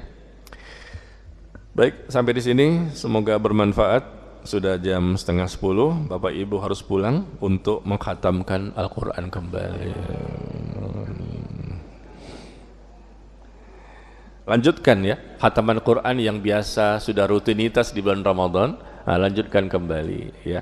Kemarin Ramadan 20, 15 kali, 10 kali, nah saat ini terserahlah sesuai kemampuan masing-masing. Wallahu ta'ala a'lam bis-shawab, wa sallallahu ala nabiyyina Muhammad. Walhamdulillah rabbil alamin. Subhanakallahumma wa bihamdika asyhadu an la ilaha illa anta astaghfiruka wa atubu ilaik. Wassalamualaikum warahmatullahi wabarakatuh.